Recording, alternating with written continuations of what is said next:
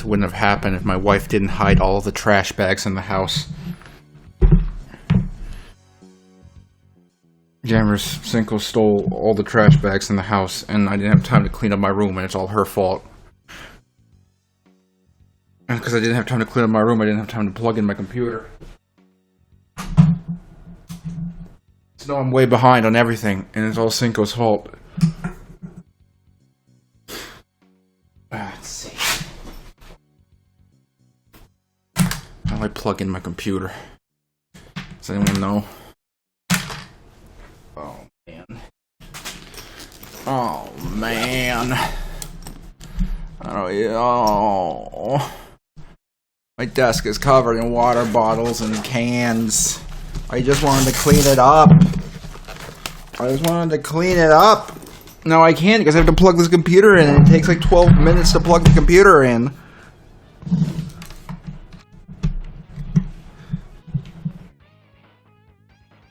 Ugh. Which device did you plug in? Realtek Audio, you should fucking know. If you know I plugged something in, how can't you figure out what it is?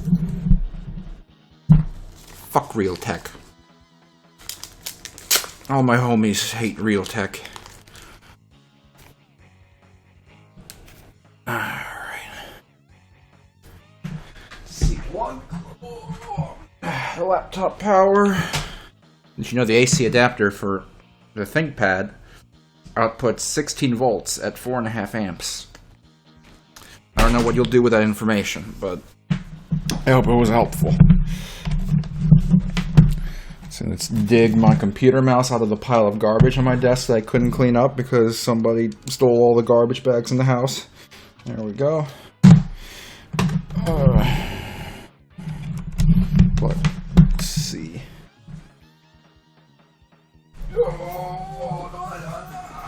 Grab the HDMI to...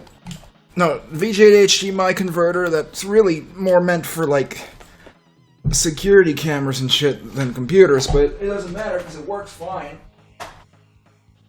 And you'd have to be a fucking idiot to spend, like, $400 for, like, a RetroTink or something, like some kind of dumbass. Yes, here's $400. Please show me big pixels that I could have gotten for free if I just downloaded ZSNES.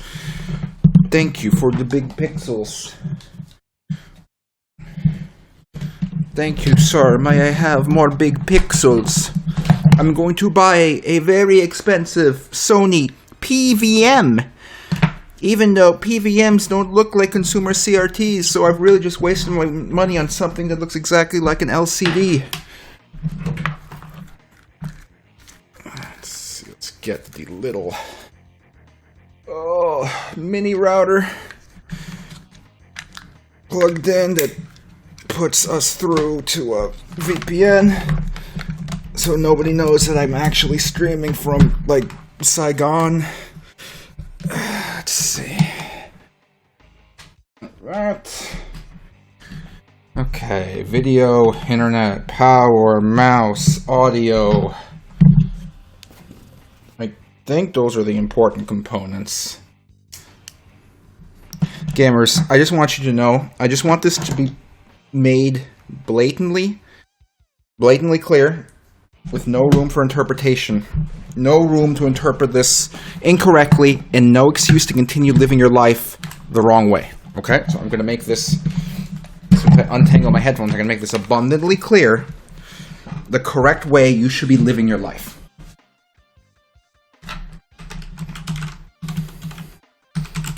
Okay, I'm going to make this abundantly, perfectly clear.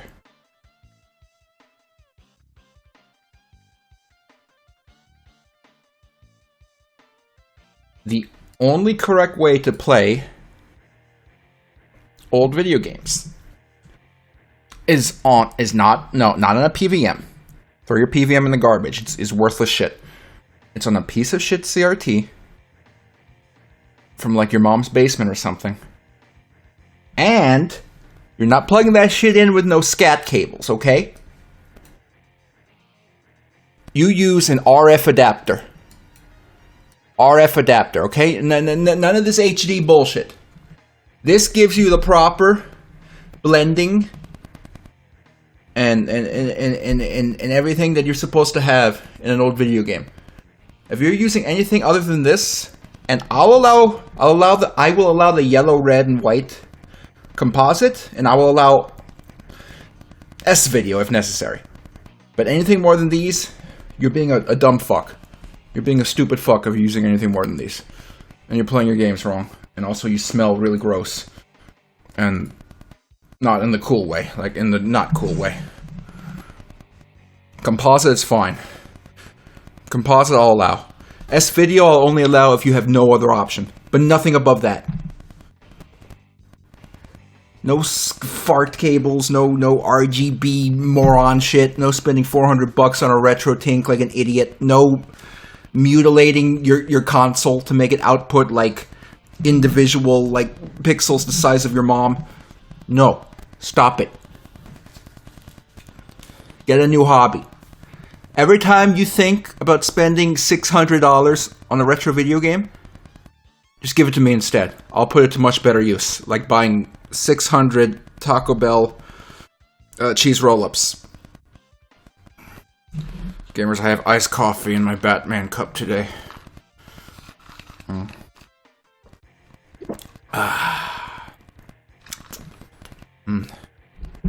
Did I shower this week? What day is it? I showered Christmas morning. Oh, Lord. Gamers.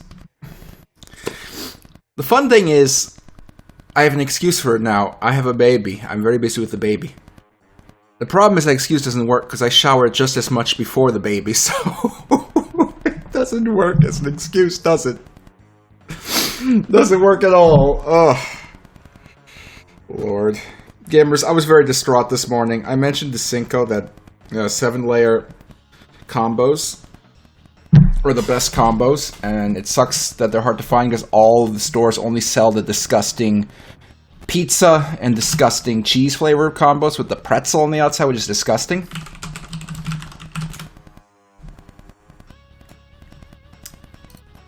But let me tell you, I'm very distraught because these motherfuckers here, these pieces of shit, these delicious little bitches right here, they don't make them anymore. I have no idea when they stop, but apparently Combos doesn't like making good products because they don't make their best flavor anymore. This is gone. It was great because instead of the bullshit pretzel on the outside you get in the garbage combos they still sell, the outside was tortilla. So it went really good with the 7-layer dip combo. So now if you want this flavor, you just have to construct or purchase 7-layer dip. And the main problem with that is any amount of 7-layer dip you either create or get your hands on is going to be too much for one person for a snack. The nice thing about these is you can get them in a nice snack size bag. Now, if you have to get real 7-layer dip, guess what, asshole? You got too much dip for one man to have for a little snacky. So now you have to sit there and either gorge yourself on dip or learn self-control. So what can you do? I don't know. It's horrible. They have the pepperoni with cracker shell. I mean, that's better than the pretzel one, but it can't touch this filling. This was the best filling. It was. Who makes combos? Mars. Mars Inc.? Wait. Like the guys who make the M&Ms? Gamers, I'm gonna find the orange M&M and I'm gonna rip his toes off in retaliation for what they're doing here. This is not okay. It is not okay. Can I sue them? I don't know. I don't know if we got a good case against them or not. I don't know what law they've broken. Or what right of mine they have violated. God. Now I'm looking at pictures of 7-layer dip. Okay, I need to close the dip viewer. Okay, let's power this sucker on. Gamers, Cinco's home today, so Cinco's watching the baby. So that means we get to focus on our game dev today. Last we left off, I think we basically wrapped up having the Simpsons fall into holes, so we should be able to just continue working on another mechanic.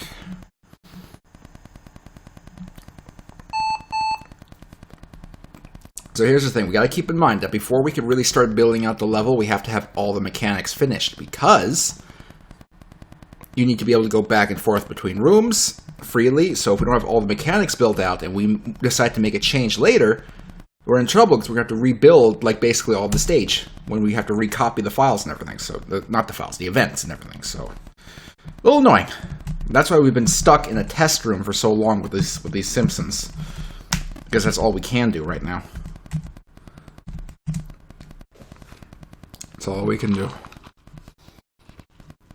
We need to figure out everything, Warptech. We need to figure out the stage, the enemies, the collectibles, the boss, and we need to design a whole dungeon. There's a lot of work here. Like, I will never understand how I ended up here after being so adamant about simplicity after what happened with the Spider-Man stage.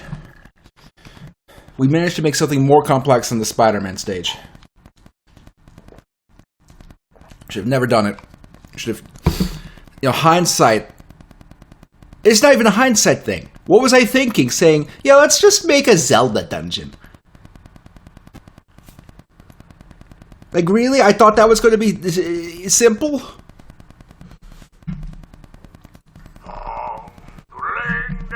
Why isn't my audio going through the thing? Oh, there it goes. Why are you still using Windows 98? What is wrong with you? Stop buying computers from thrift stores, man! Okay. Where were we?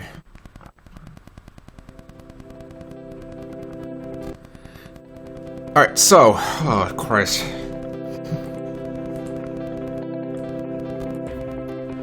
I'm pretty sure a lot of the stuff we came up with in terms of, transferring the data between frames, I've forgotten how we're going to do it. So once we're ready for that, I'm going to have to remind myself how to do it, and that's going to be a pain.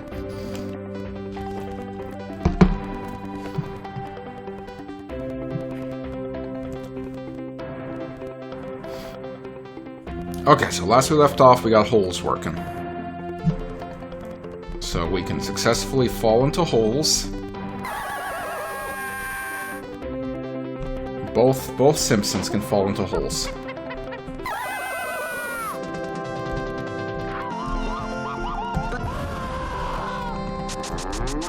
Don't have a cow, man. Cows still work. You should be able to grind over the holes without a problem. Oops. There we go. Yep. Grind right over them. Including jumping. And then the important thing is we can jump over the hole with our skateboard. There. So that's good. Okay. We have an enemy. We can hurt the enemy. We can be killed by the enemy.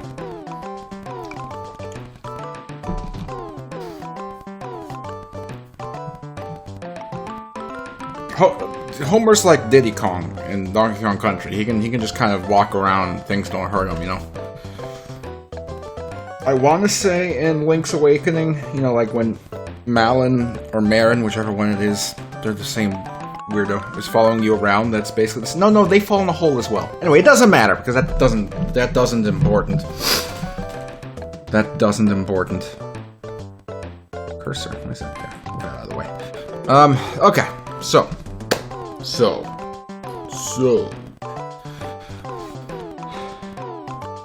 Okay. Enemies.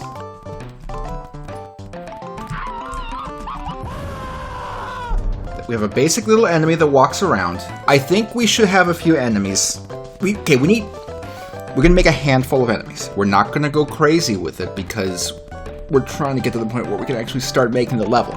So we have our basic little enemy walking around. We still have to figure out the theme for it. Who is the enemy going to be? I don't know. But let's get some enemy archetypes set up. We have a little enemy guy here. We can have another little enemy who shoots projectiles. Well, okay, hold on. How does damage work in here? How does damage work here?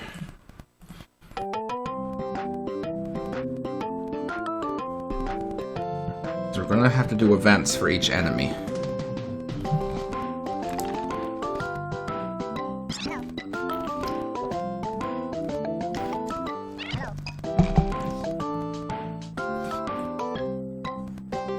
Roughly 10 or so events per enemy.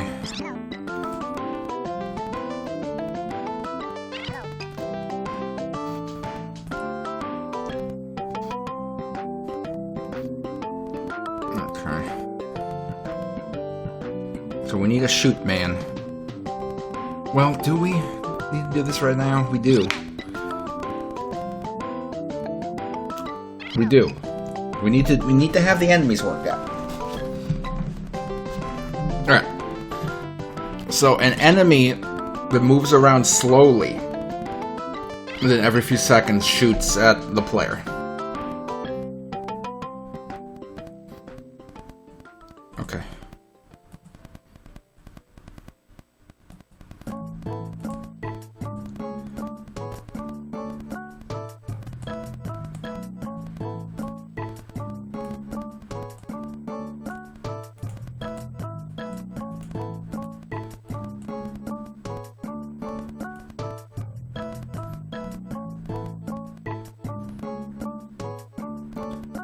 Make Flanders an enemy. I mean, we could do Simpsons characters in here, but here's the thing. We don't have to make Simpsons characters to be the enemies.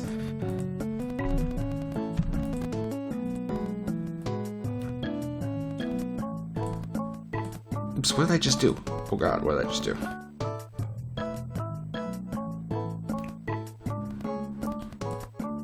If we look back at all our stages, look at the theming. Gex isn't in a city fighting like Chris Boars and cars, and his final boss is Gadget. None of those are Gex characters. The one major outlier here is Goku. Goku is in Brazil, okay, whatever, fighting like soccer guys, whatever. His final boss is Frieza, but that's only because we saw that picture of Leather Daddy Frieza, so he doesn't. So that's why. Then Peter is in Donkey Kong Land. Okay, no, his boss is also themed after him. But mainly because we had fun playing Web of Shadows and with the Wolverine pop quiz.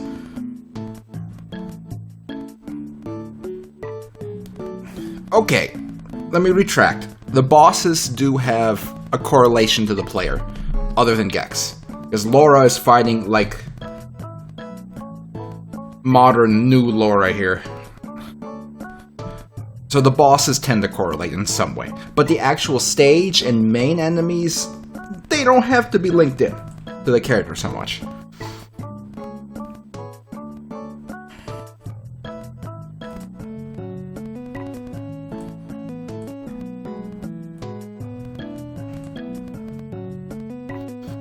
Okay, so this is the shoot man. The Samsonites. Maybe it could be the Samsonites. Oh, Lord. I don't know, we'll figure something out. It has to be funny for all of us. It has to be something we enjoy. Okay, a bouncing ball. A slow-moving bouncing ball.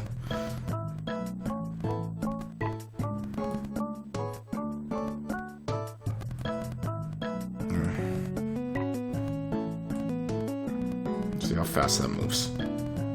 That's too fast for me to make him even slower, because he's going to be a shootman.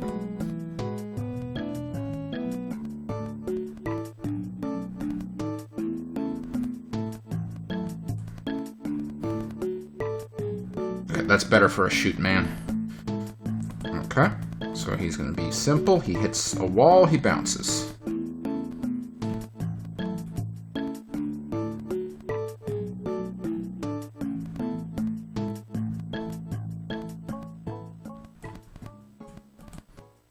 And let's make sure he does that.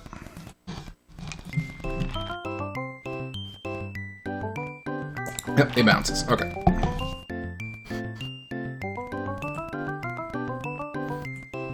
So then let's say every...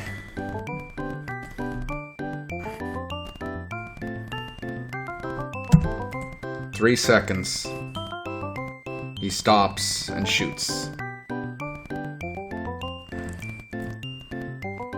How are we doing ultra value A? We're only using one ultra value for the Goomba, so we won't worry about that.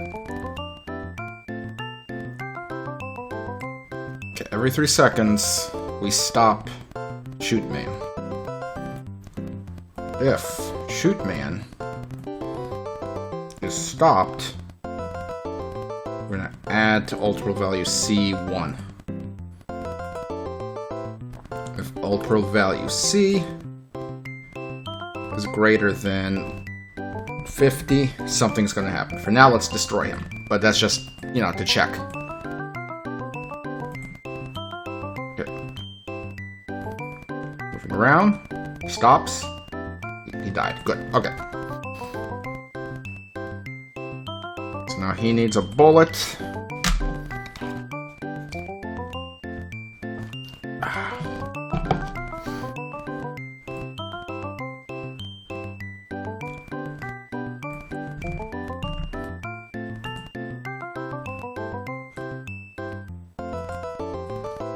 Bullet.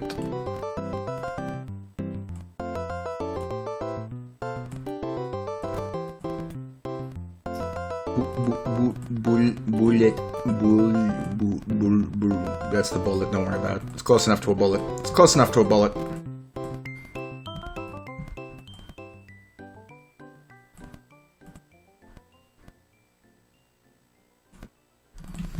Enemy bullet. So ultra value greater than C is going to shoot an object, the enemy bullet. We'll figure out the speed, and it will shoot in the direction of the player marker.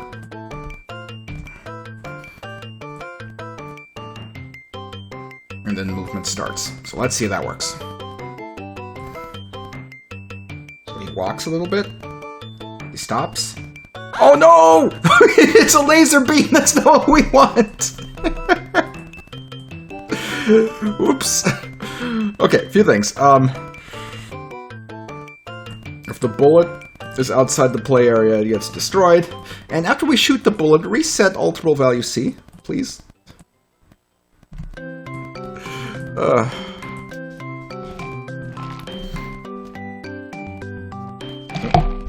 Stops, he shoots one bullet, then he keeps going. Good, much better. Okay. And the bullet should also destroy itself when it hits a wall, so we can't get shot through a wall. Let's make sure this works.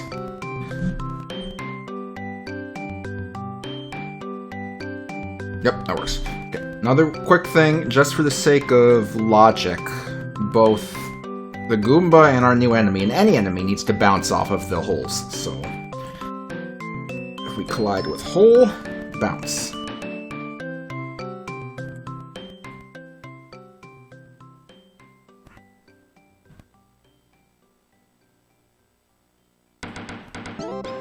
That way we don't have a problem. Hello Kushu, thanks for joining us. And everyone else, thanks for joining us. Scrub Lord, Slatanic, Megastar, Nick Dick, Lucius. The other people whose names aren't currently on the chat. It looks good, the Goomba is bouncing off the holes. MVR, Scrub Lord.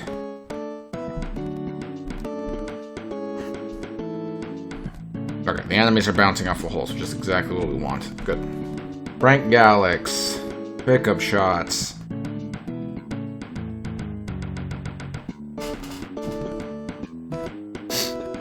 Yeah, I think that's everyone.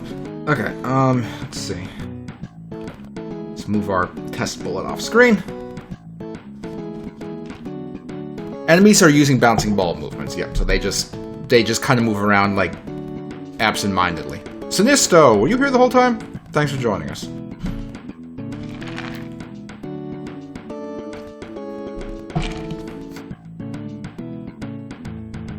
Alright, now we need to copy over all the other stuff. I'm gonna check something, because a lot of this is a pain. I want to see if our pain is alleviated when in the next jump of Klik Team products, or we need another 2 jumps before we can actually, you know, make enemies with ease. Let's check the Games Factory to see if this has what I think would make this so much easier. Just real quick. Just to see what's happening. Let's see. Object preferences, object qualifiers. See, in the next iteration of Klik Team products, the Games Factory, we have something called object qualifiers. Object qualifiers lets you throw a tag onto an active object. Like this guy we just made now has the bad tag. And with that, when we make events, we can make it so if we collide with a bad object, we get hurt, no matter which one it is, because they're under the bad category. The Games Factory added so many improvements to Klik and Play, like it's mind-boggling.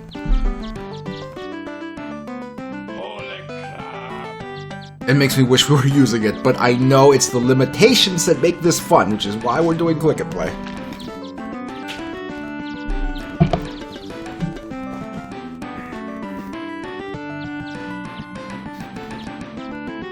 After we're done with our Klik and Play game, and I know that's still a ways out, after we're done with it, we're definitely taking a break from game dev. But I'm contemplating whether the sequel, whether Mother 5 should be made in the Games Factory. Maybe it should. Maybe it should. Mother 5 should be the Games Factory, because at that point we can kind of push. We can push. And give it a big push. The sequel will be called... Okay, Shingo, that's one of your rare great ideas. The sequel... I'm piggybacking off it. The sequel will be called Mother... It's too small.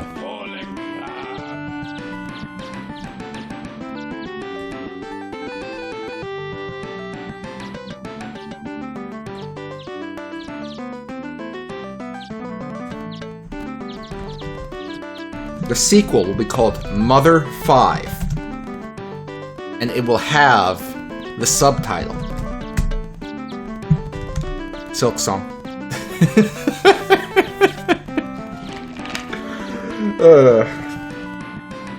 It'll be great.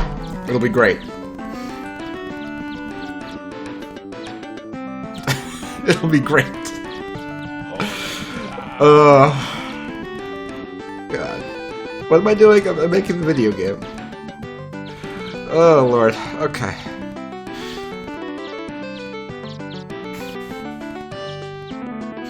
Okay, so how did hurting work? So when we hit the enemy with this, we add to the ultimate value A. Here's a health of 4. Let's do getting hurt before we do hurting the enemy. So when character collides, an ultra value A of the dono health is 0, because ultra value A is showing whether we're blinking from hit invincibility or not.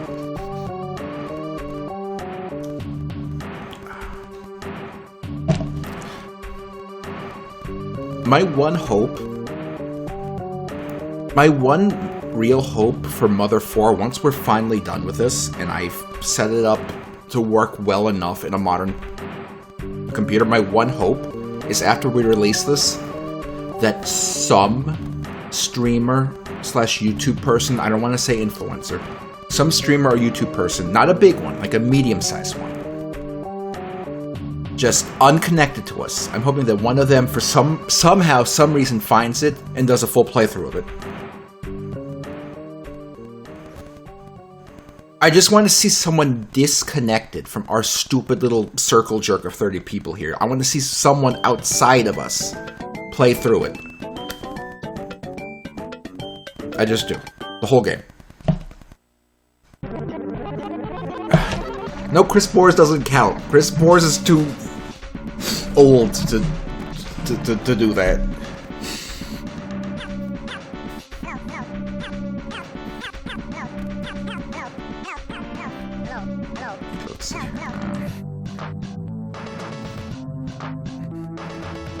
my thing?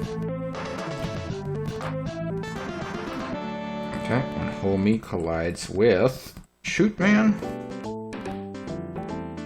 For value A of the thing is 0. Let's see what events have to kick off. Play the sound. Subtract lives.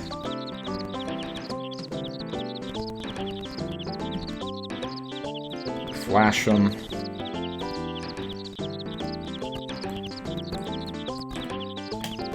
Bounce the enemy. Yeah, I almost threw it into the wrong slot. We'll do the same thing for Bart.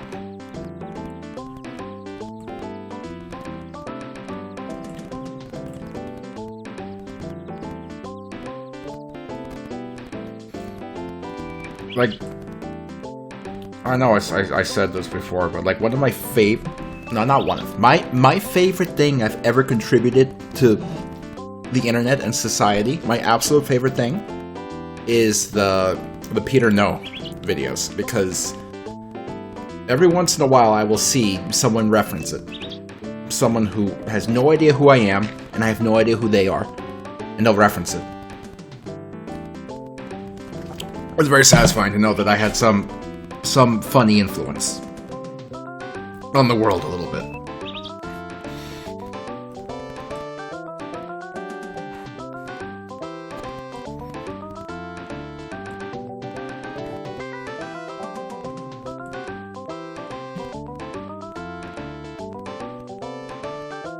There we go. So now we should be able to get hurt by the shoot man.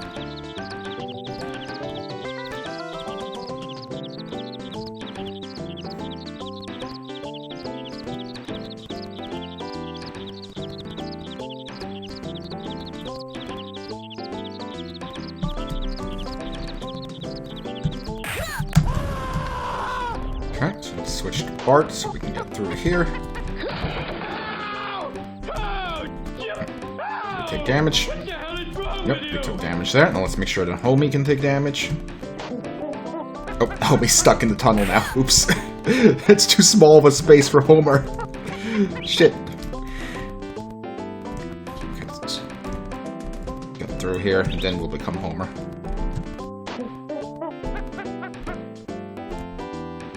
Yep, okay, good.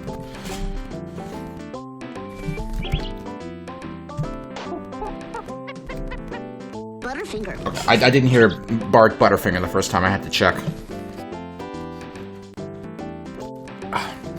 Mr. Shitface was not me. I never posted anything to social media from that account. Most of the brilliance of that thing y'all are referencing to was not me. I never really contributed much other than my videos, that's it.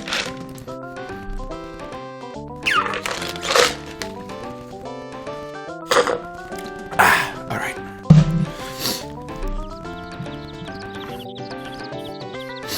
Alright, let's see, what am I doing? Right, we have to be able to kill the shoot man. Let's see. This is the code that lets us kill him, I believe. It's all the way up here, of course it's all the way up here.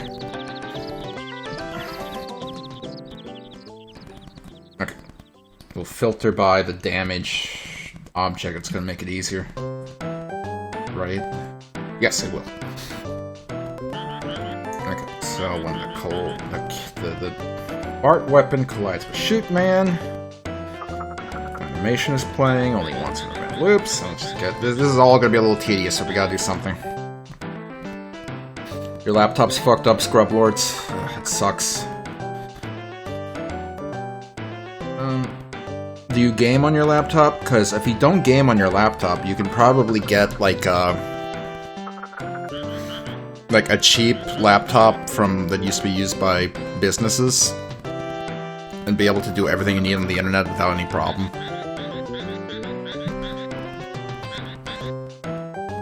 Like these days, like most laptops can do whatever you need on the internet. It's the only computer you have. Oh, that sucks, dude. Yeah, my recommendation is to see if you can get a cheap, used business laptop, because those tend to be able to do what you need on the internet. The battery's gonna suck, but if you're just using it at home, you have it plugged in, it's gonna be fine.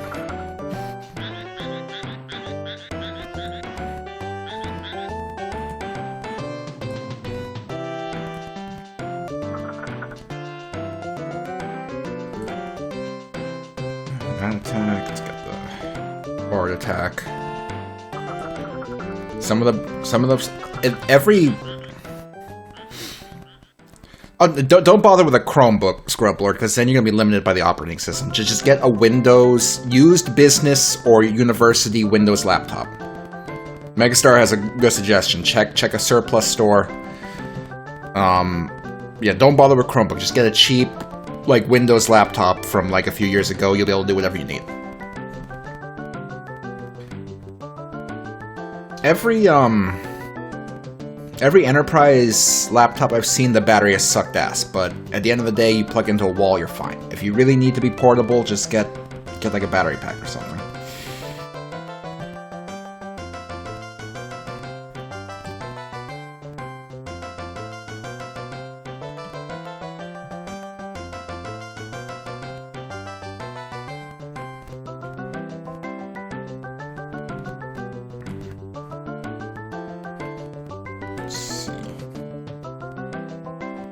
Yeah, these days, as long as you're not gaming, you can basically do everything you need with a shitty laptop. Like, everything internet-related, as long as the computer was in the past few years, you can do it.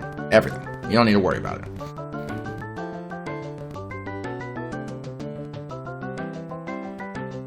Yeah, something might be completely screwed on your... with your hardware, Scrublord. That sucks a lot.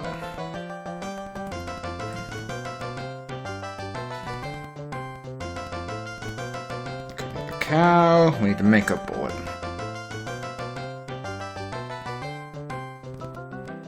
Cow, make a bullet bomb. Oh, there's so much stuff we gotta do.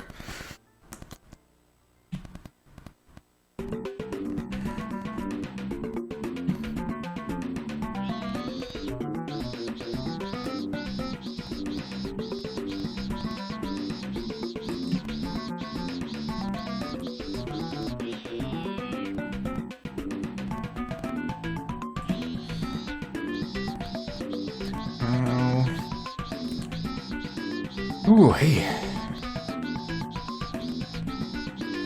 I'm really dreading when Microsoft stops supporting Windows 10, they stop putting out the security updates.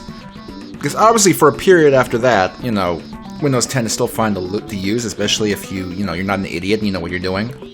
I know that's next year / soon.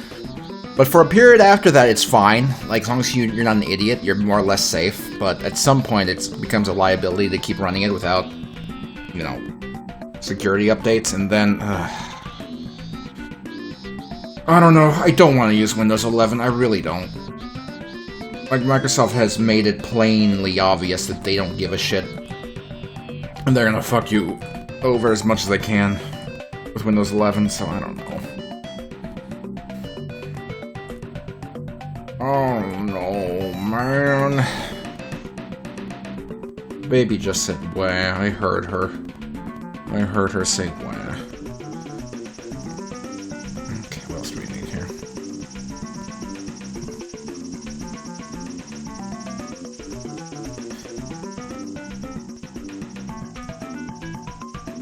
I've heard that Linux is pretty good for games nowadays. My problem is twofold. One, for my YouTube uploads for the archive channel, I use Adobe.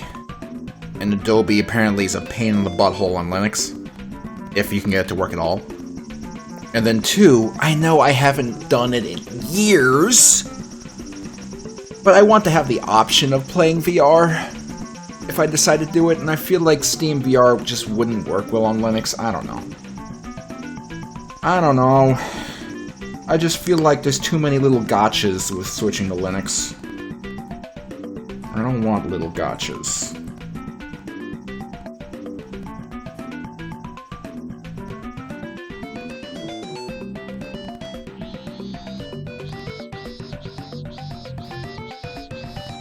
There's another bard event here we missed.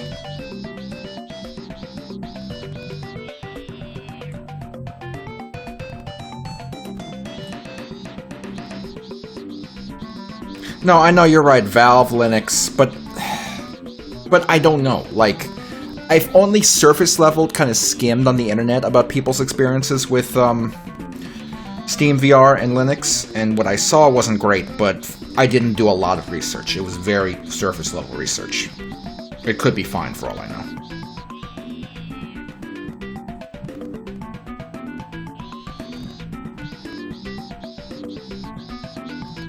I think probably the best bet is once Windows 10 is done and it starts becoming obvious to move on, it would make sense to maybe...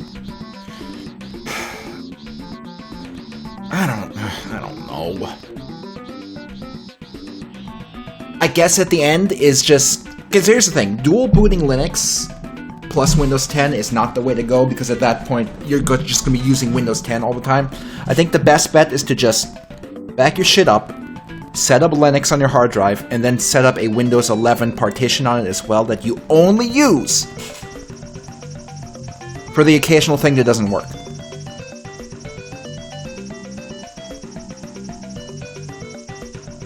Maybe even see if you can like run it virtualized inside of Linux. Just anything to keep you from not wanting to use.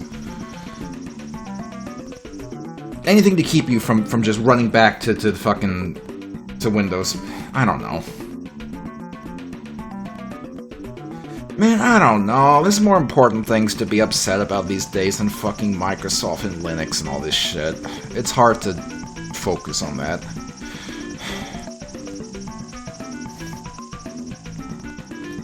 Okay, we need to do the bomb explosion.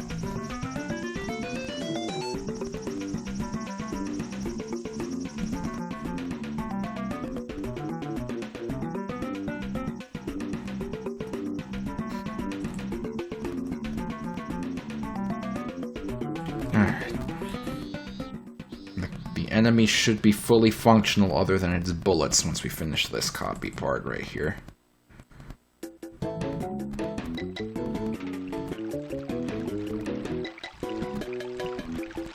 Honestly, Warp Track, I kind of like macOS. It's just for simple stuff, it's fine.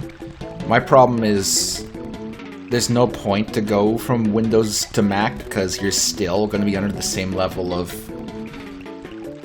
you know, corporate bullshit with it.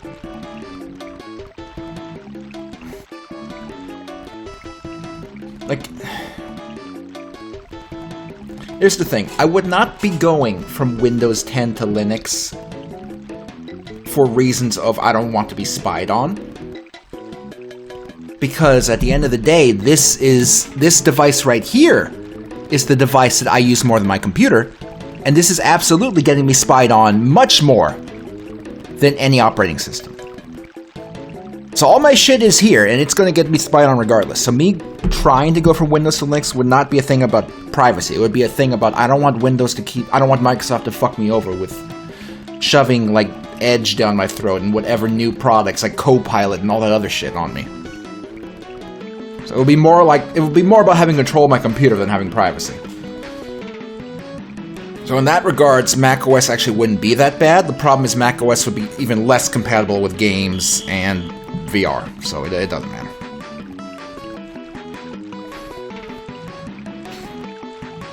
Did I save? I saved. Alright, let's check real quick to see if the enemy can be killed.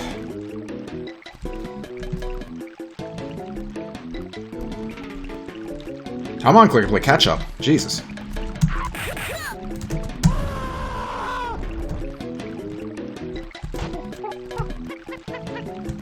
Oops. They didn't mean to double up there. Don't have a cow, man. Yeah, Warp Track is right. If you have a phone, you don't have privacy. Neither Android or iOS is going to respect your privacy, so you don't have privacy if you have a phone. Don't have a cow, man. It's getting hurt. We haven't set it up to die, but he's getting hurt. Okay, so now we set up the death event. So let's see. Ultra value A is greater than 4. Greater than or equal to 4, but you know what I mean. Down here. Change it to shoot man. Gonna create explosion relative to shoot man instead. And then do everything else.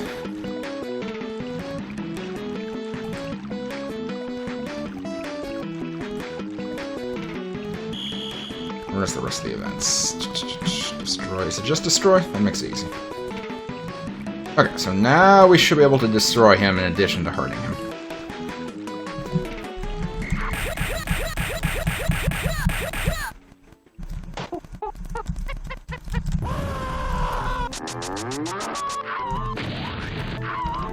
Yep, it can be destroyed. Good. So now we have to be able to be hurt by bullets. Make sure we're saved. The cow does damage enemies. It doesn't damage them a lot. It damages them less than your regular hit, but it does damage them.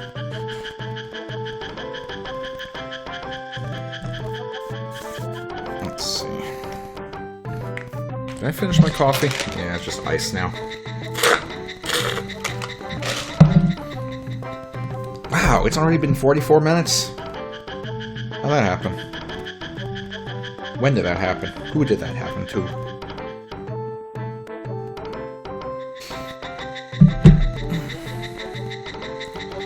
Okay. Damage events. Let's see. There is... like this. Okay. We'll reference these. So, collision between homie and a bullet. Beautiful thing about setting up the bullet is if we want another enemy that shoots bullets, we can reuse the same bullet. So that's good.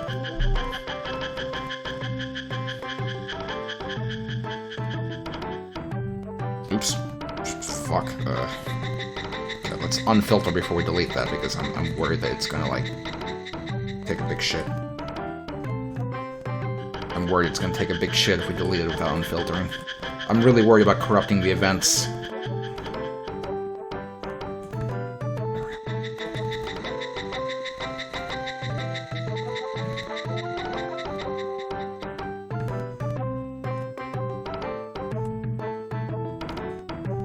we go.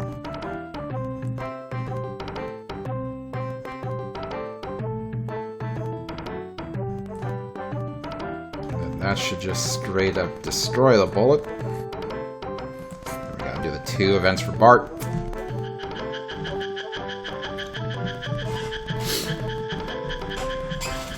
Ow, I don't know why I'm really uncomfortable in my chair today. Shit. Just really uncomfortable.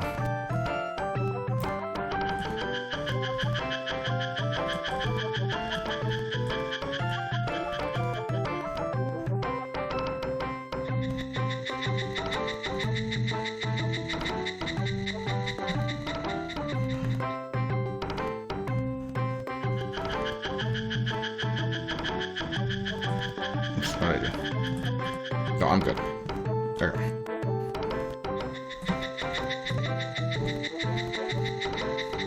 Okay.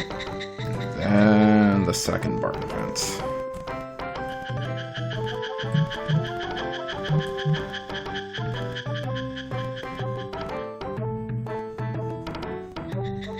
Good. Okay. Like that, top to the bottom.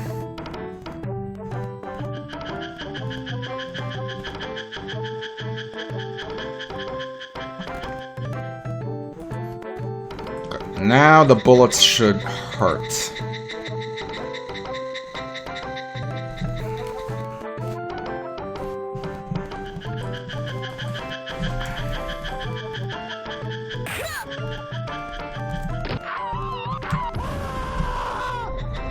Oh, yep. Homer just took damage from the bullet going through the grass. Don't have a cow, man.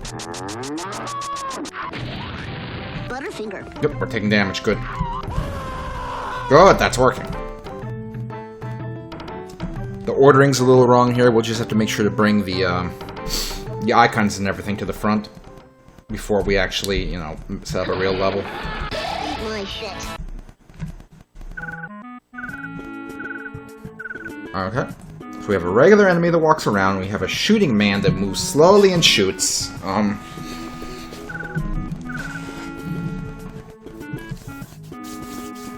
We should probably have...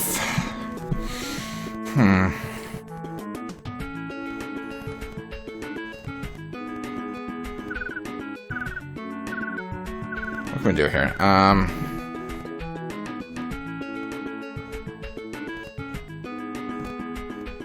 What else do we need? I feel like I'm missing an obvious archetype here. Archetype. There should be a bigger, more burly enemy.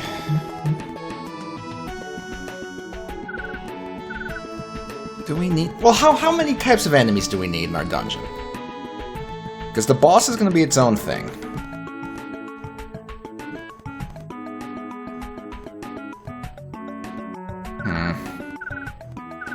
3 to 4 makes sense. Can anyone think of any Zelda enemy types? Important Zelda enemy types that we may be missing that you really expect to see in any Zelda dungeon?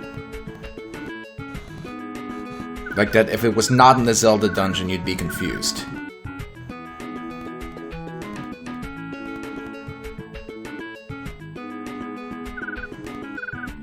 The guy that can't be hit from the front.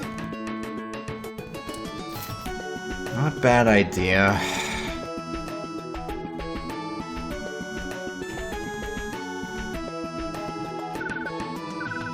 Yes? Okay, webcam is closed, you can come in. Ooh. There, she did it right this time. Wow, thanks, I appreciate it. Gamers, the wife has brought me some pizza. Here we go, opening the camera again. Gamers, the wife has brought me some pepperoni di pizza. Oh, mamma mia! Oh, mamma mia! Oh, yeah. I'm gonna break into this sucker now. Oh.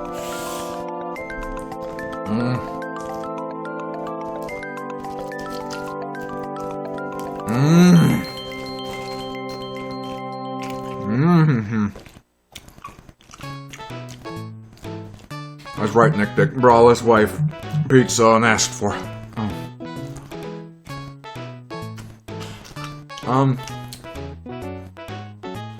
Okay, so I like the idea of the enemy you can only hit from the front.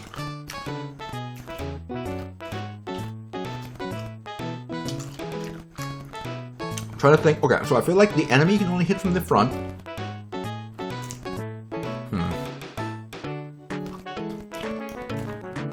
In my mind, I'm trying to combine that enemy with a stronger buffer enemy that hits really hard.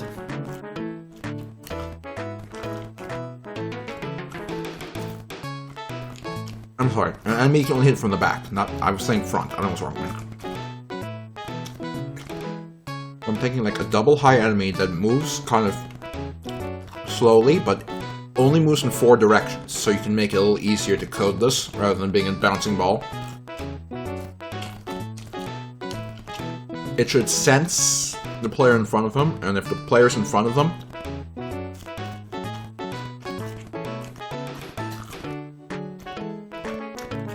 it doesn't attack, hard attack, you can only hit him from the back.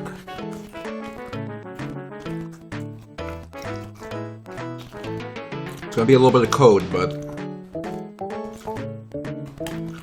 gonna be a little bit of code, but I feel like it's worth it to have that archetype.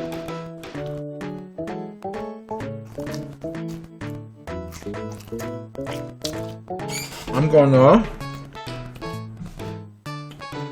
I move the enemies in here, will they not be in the way? Because I want them to not be in the way while we're working on the, Good. They get stuck. That's what we need. We've stored the enemies away for later. Now we can start working on the big enemy.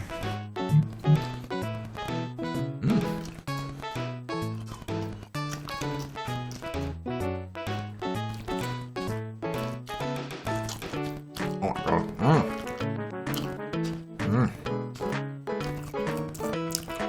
I think this is Little Caesar's stuffed crust.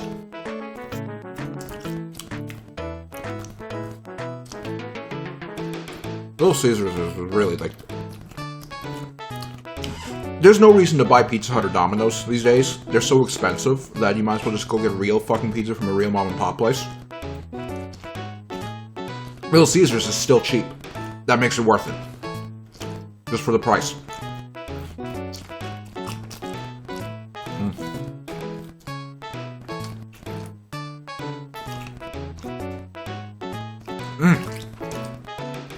Little Caesars is cheaper than everything.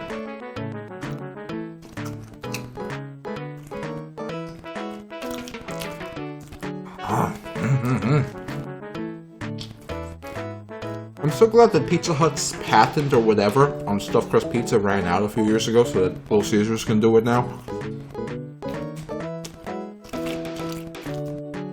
I wish I had a pizza patent.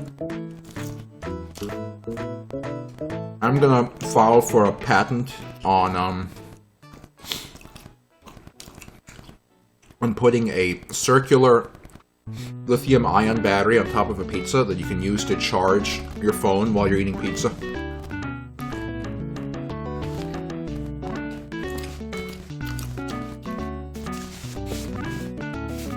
Like, I know... So patent trolling is typically referred to for people who buy patents from companies and then start mass, like, lawsuiting people who are using it. Because the United States law system is a piece of shit and it's corrupt. There should be another type of patent troll that just submits bullshit patents for worthless ideas. And they just do it all day.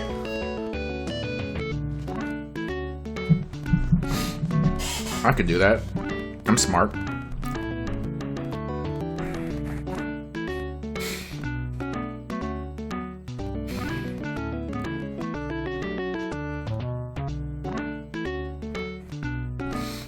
Okay. A big enemy type. A big boy.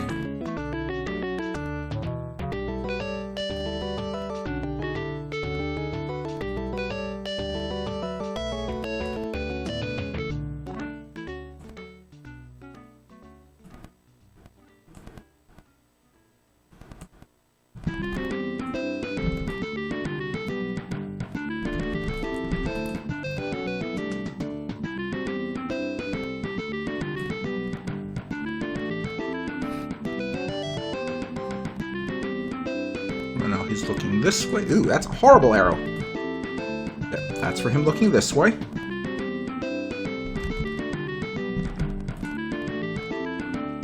This is going to be for him looking this way. We need to know the direction he's facing when we're coding this. This is going to be for him facing up.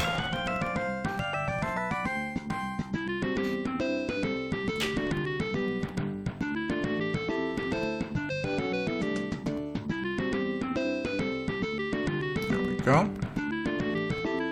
And this is going to be facing down.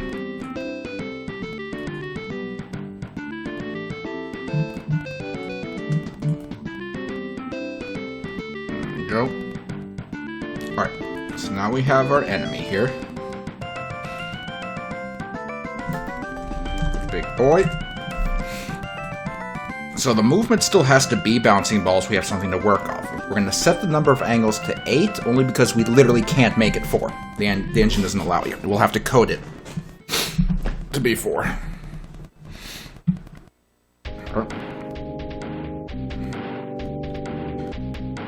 Alright, so what should the speed be? Try again.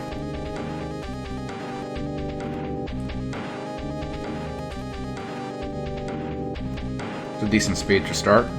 Okay. So let's see, does he still move like that? Yep, he moves. Okay. Alright, so he still needs to bounce off of walls, but we're gonna have to have a lot of code to stick him to a 4 direction. Am I using the mouse in my left hand? No, my picture is was mirrored because I don't like looking over here and then seeing on screen that I'm looking over here. It confuses my small little brain.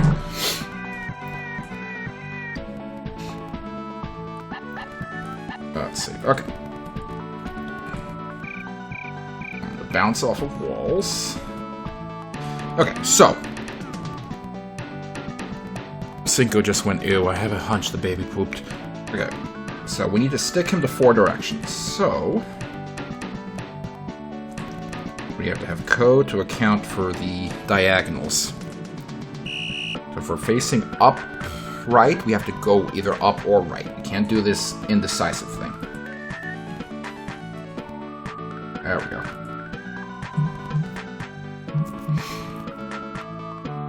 Ugh.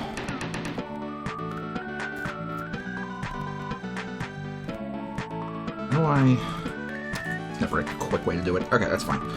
Down this way. Simple enough. Then we get the other 2 directions.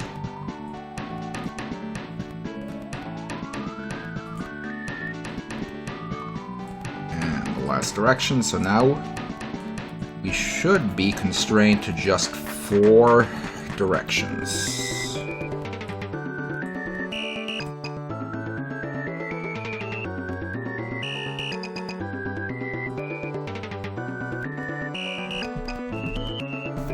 Let's see.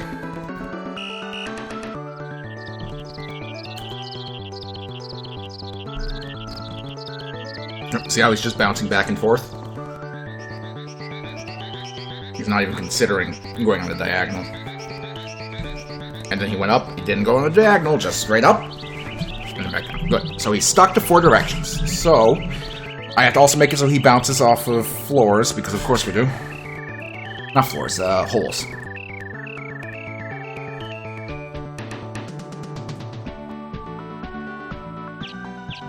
Collide with hole, we bounce. So let's make sure that works. Yep, he won't go into holes. Good.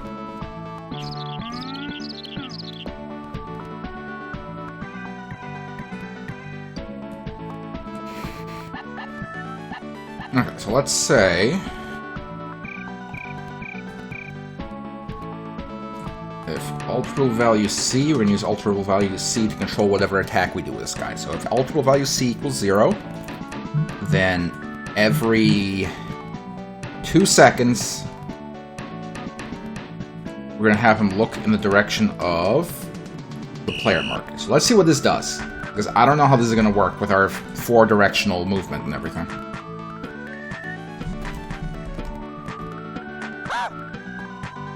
He's following us downward. Oh, he's moving at a diagonal. Damn, he started moving at a diagonal.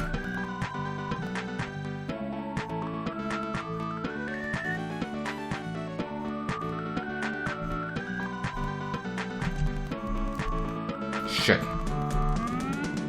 I was hoping that the ball movement would actually lock him to only 8 directions, but it looks like through code you can have him face any of the directions. Damn.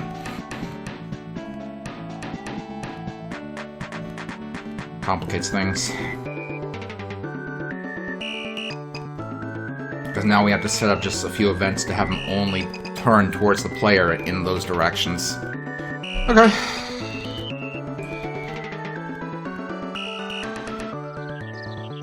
It's annoying, but we'll do it.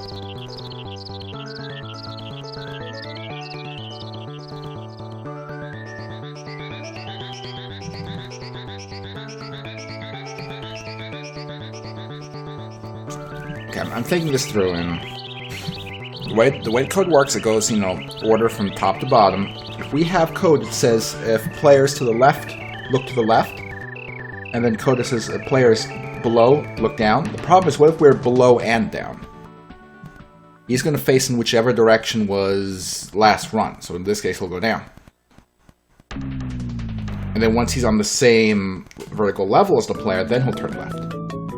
But what if he's going down and then the player just goes up here? Then we're just going to go back up. It's going to be like...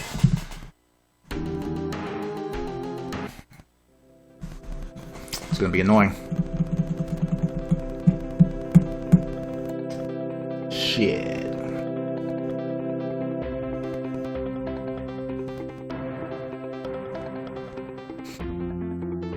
Damn, that's annoying. Urgh.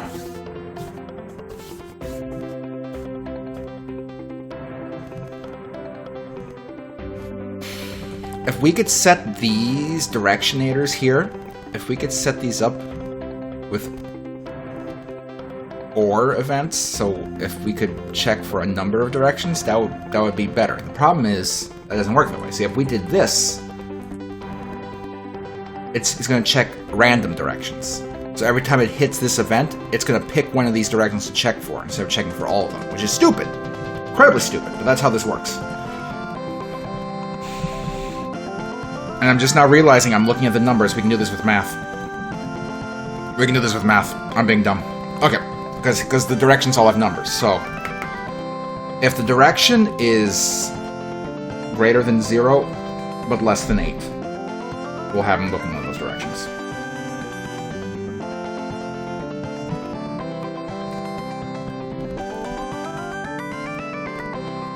Wait. There's no greater or less than. There's no greater or less than.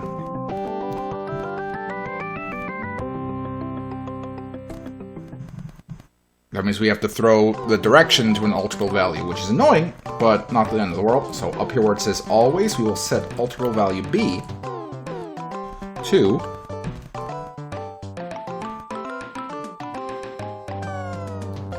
our current direction.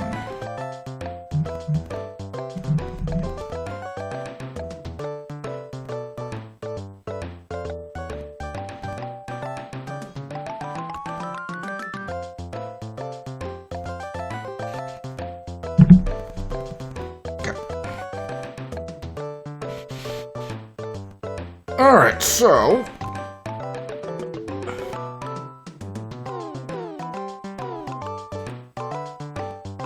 here's what we will do. We'll do... here are two general values. If alterable value b is greater than 0, but less than 8, that means he's facing in this quadrant. And we will set him to a forced up or right. Now for here, for down right, we have to check if it's greater than 24. 25, 26, 27, 28, 29, 30, 31. But less than 32. So greater than 24. Less than 32. This simplifies things so much, being able to do it this way. We also want to make sure after we set the direction that we refresh alterable value b. That way the code doesn't keep running with the wrong value.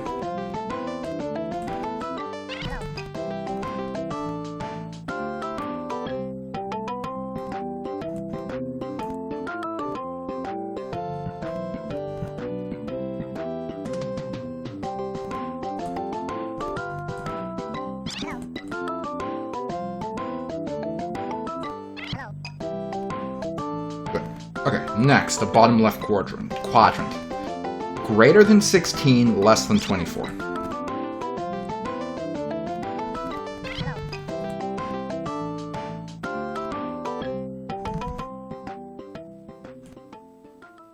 And update alterable value b.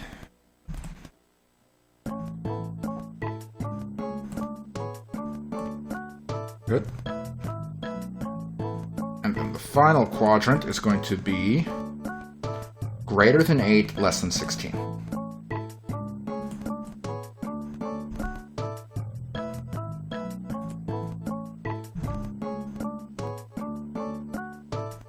The cat wants in. Well, let me let this cat in so he can decide he wants to leave right away.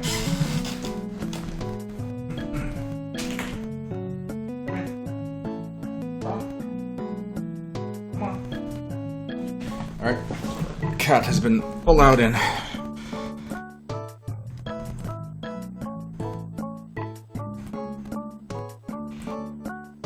Okay, so now he should snap to 4 directions regardless. So let's, down here we already got rid of the directionizer, let's set it back. So direction, look in the direction of the player marker.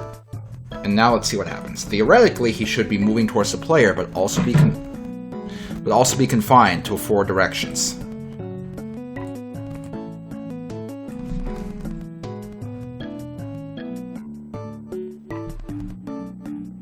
the game load up. Come on.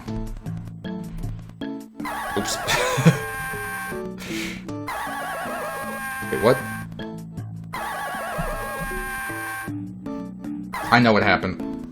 See the entrance marker? I moved into a wall for some reason. I might be dumb. Just put it back here. We were trying to put the Goomba in the wall.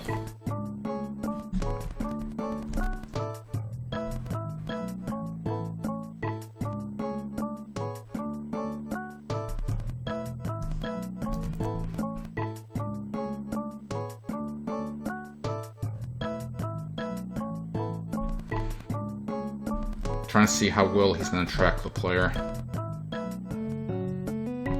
Okay, that's not a good spot to test it. Let's bring him back up.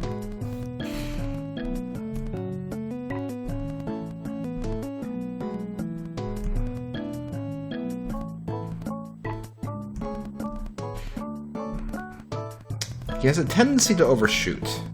So the problem right now is the way the code is set up.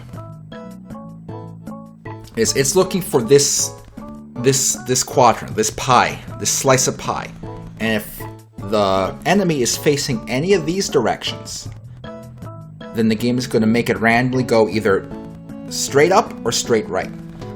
The problem is, what if Homer is up here, the enemy is over here. Sorry, over here. So the enemy wants to walk up towards Homer, so it faces its direction this way. But then the code immediately snaps it to another direction. The most logical direction for it to snap to would be up, so it's actually moving towards Homer. But the code can pick right, so he's going to start moving right. And then he gets too far here, he's going to move left, so he ends up getting stuck.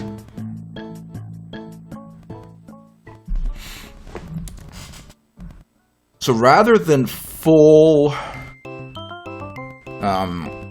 quarters, maybe we should be looking at eighths.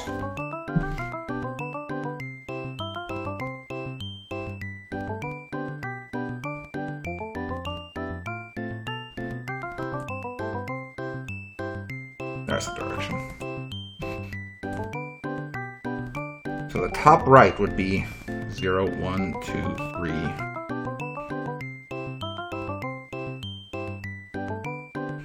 Greater than 3, less than 8. Oh boy. It's going to turn these 4 events into 8 events, so I think it's going to be worth it. So, 0, 1, 2, 3. Greater than 3.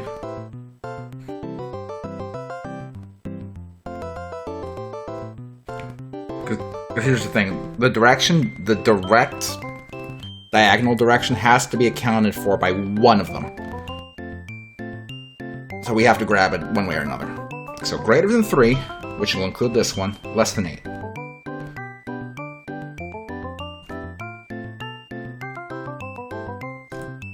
Although looking at it, we really should start with the part just above 0. So greater than 0. 1, 2, 3, 4. Less than 4. Okay, greater than 0, less than 4. If it's greater than 0 and less than 4, we're going to have it face directly to the right. Alright, next, we're going to do greater than 3, less than 8.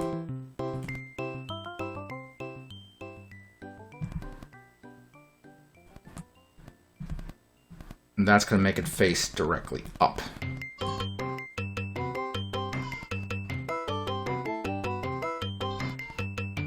Like I said, it's a little tedious, but it's got to happen to make this work better. Okay, the next quadrant, well, 8th let here is greater than 8, 9, 10, 11, 12.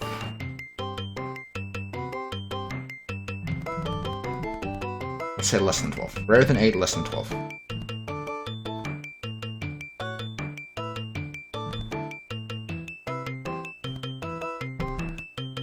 And that's going to make it face up as well.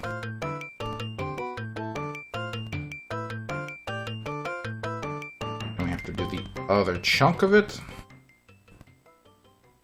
Which is gonna be 9, 10, 11, 12. Less than 12. Less than 12. So we still have to grab 12. So greater than. Less than 12. Less than 12. Sorry, but my brain is trying to think out the overlap because it's having trouble with it.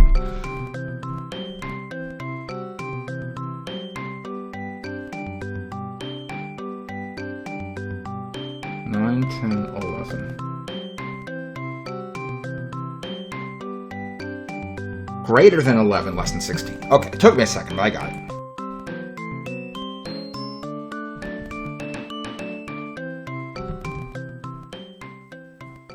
And that's going to make it face left.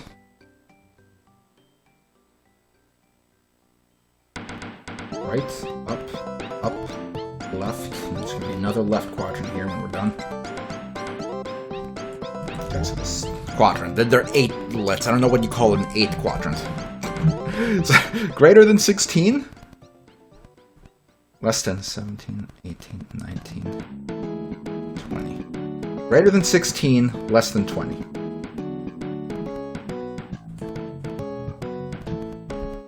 And that's going to make us face left.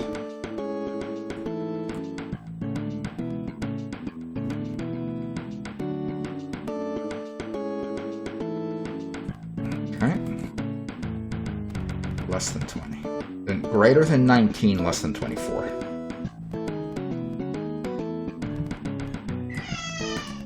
The baby scream. That's going to make us face downward.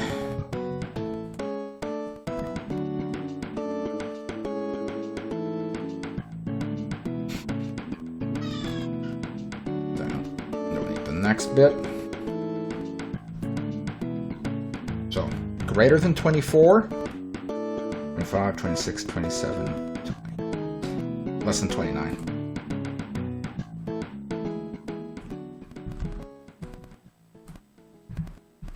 And that will make us face down.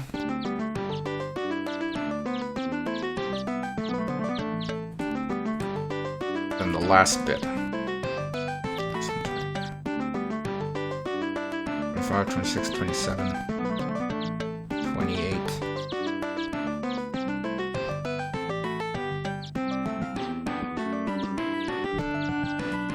Less than 12. 25, 26, 27, 28.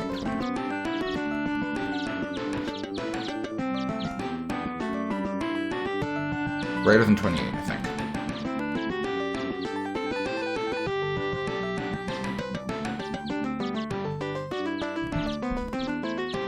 And less than 32. And that will make it face right. Okay, theoretically we should have a little better 4-directional tracking now. Yeah, you're right, Robotic Vacuum. That is one of Click and Play's biggest flaws, is no commenting. Like, what the fuck am I supposed to do with this?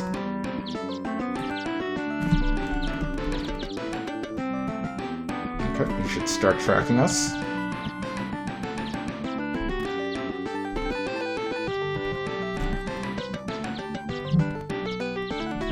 It looks like he briefly kind of twitches into an alternate direction, which is not great. So he like briefly twitches to the left.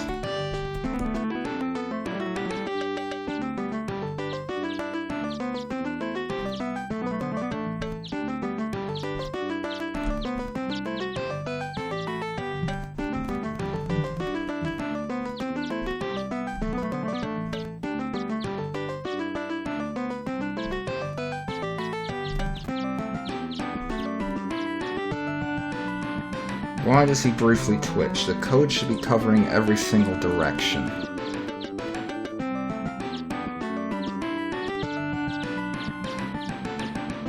How do you even find games like that? Like what?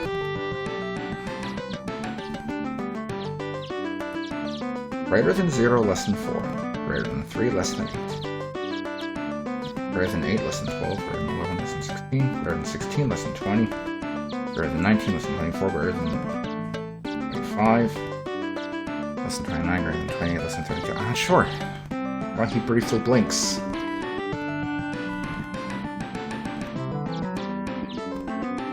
I know why. The code to have him face Homer, or the player, comes after the code that fixes his direction. That's the problem. We need to move the direction code further up. That explains everything. For one frame, he gets to face whatever direction he wants, and that's why we got that little blip. That just has to go up here. We'll have him face the direction, and then we're going to update all to value B.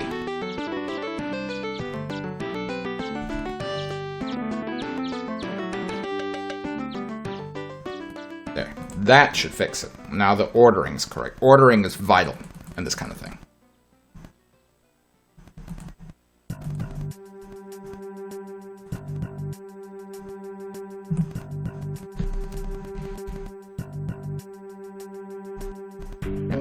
Catch up, and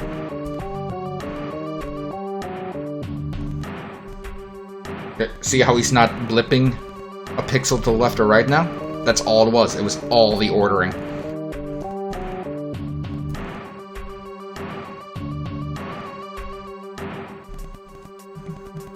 Incredible how something as simple as that can, like, cause such a bug, right? Now remember, the only reason this hole is broken is because it's overlapping a wall, so it tries to suck us into a wall that we can't enter. When we actually make the level, we're not going to stick a hole in a wall.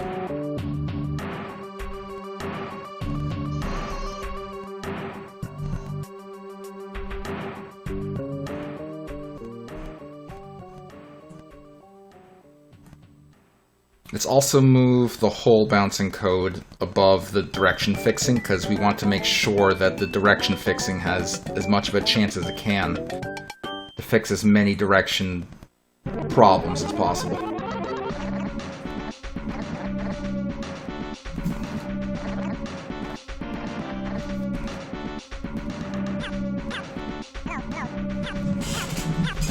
Okay, now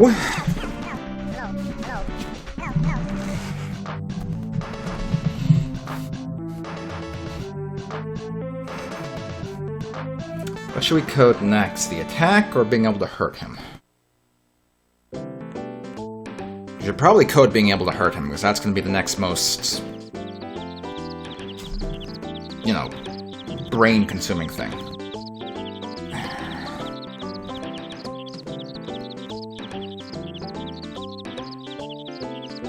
So I'm just sitting here thinking about how many different things have to be coded for this, and it's annoying me.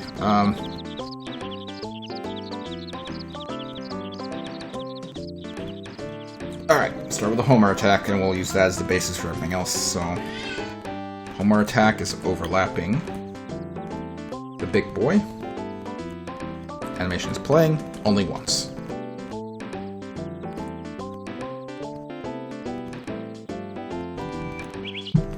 So, the thing is, now we have to have the code to make this work. So,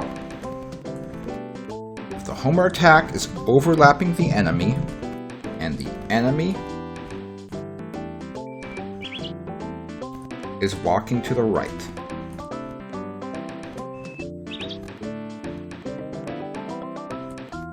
if Homer's X position is less than the enemy's X position, that means Homer is behind him, as long as the enemy is facing to the right.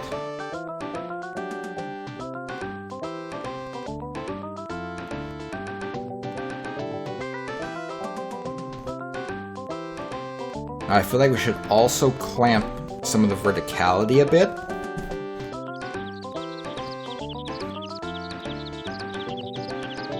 But maybe we don't need to.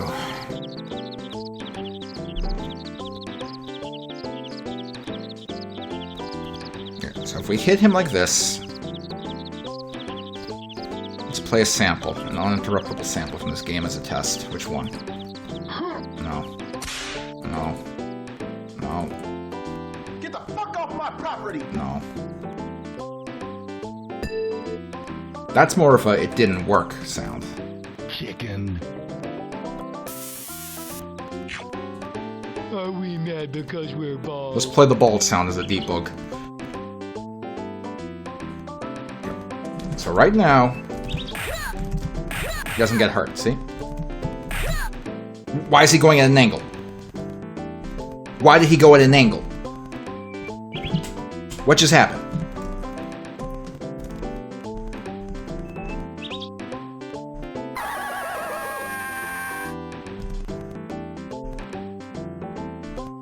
The code should cover every instance. It's fucking annoying.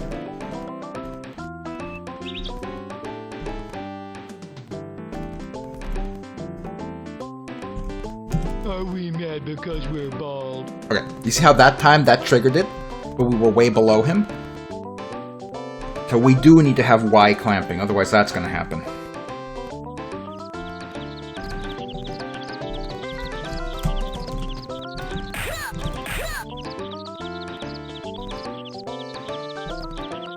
Damn, I didn't want to have to do Y clamping. It's gotta happen. It has to happen.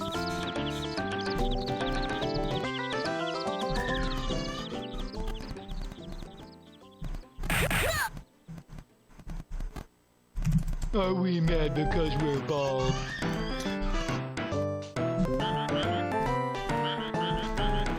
Or maybe it's okay. Are we mad because we're bald? It might be okay. See, he did it again. He went in an angle. Why? The code should cover every instance. All of his direction changing happens before the direction fixing code.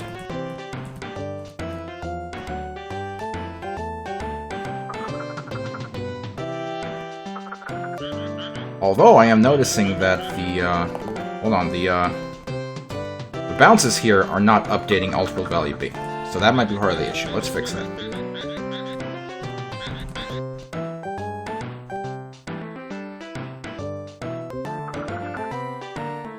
It's pretty important. We want that to get updated, since that's kind of the whole basis of the fixing.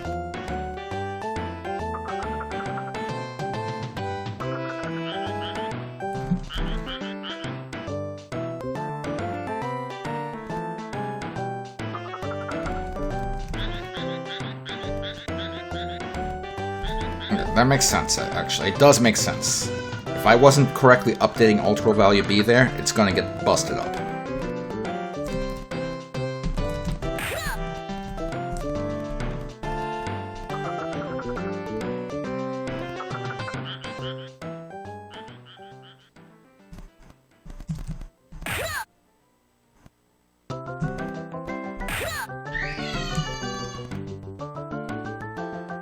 I'm thinking about how I kind of want a no damage kind of ting noise if we hit him in the wrong angle. The problem is if we do that, that adds 3 extra events per direction for him for every attack, so I don't actually want to do that. We might just have to settle for no feedback if we hit him at the wrong angle.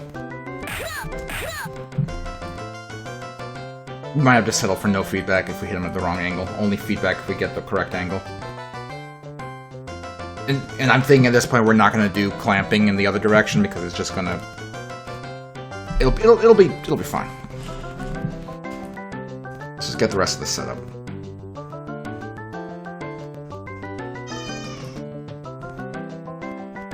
Okay, so that's to the right. Now if he's facing upward, we want to check for the Y value. So if Homer's Y position is greater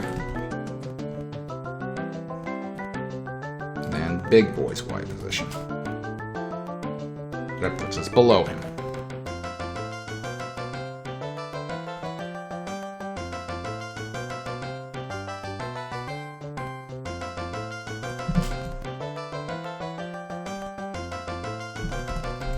When he's facing up, we should be able to hit him from below. Let's see if we can kind of arrange that.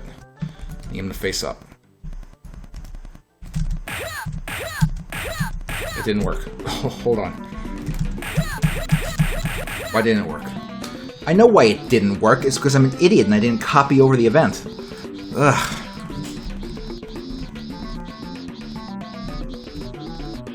Oops. Are we mad because we're bald? Okay. Whereas if he's going up and we're above him, we shouldn't be able to hurt him. Yep, okay. Alright, got the other 4 directions.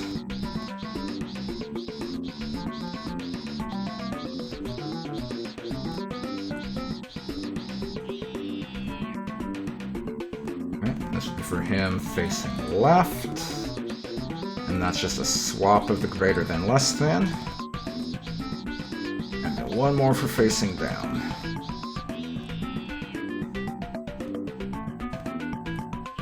Just another swap of the greater than less than. So now, the debug sound should only play when we hit him from behind, no matter which direction.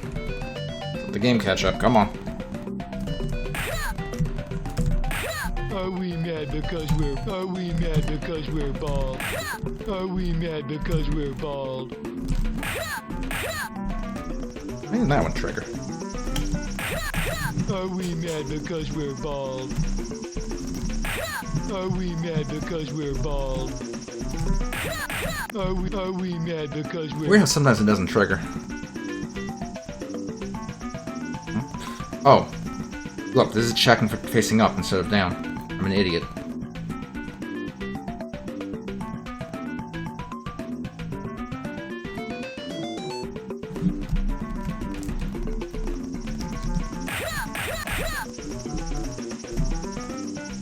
Are we mad That's working. because we're bald?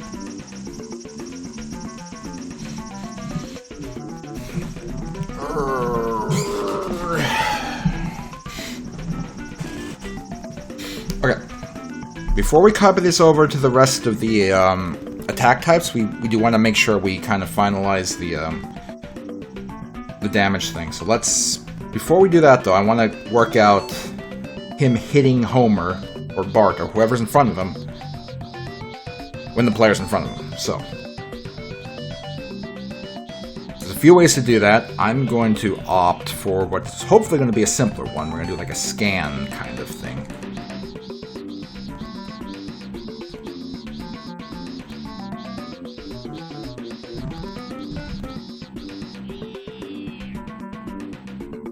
Let's just make it 32. Let's make it full size. Why not? Who's going to stop me?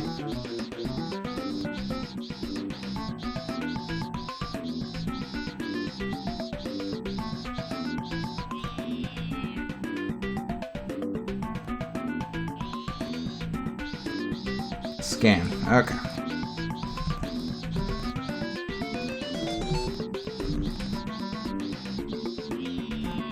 And this is going to be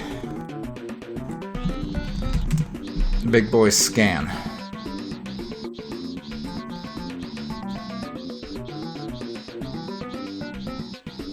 So, if Big Boy exists,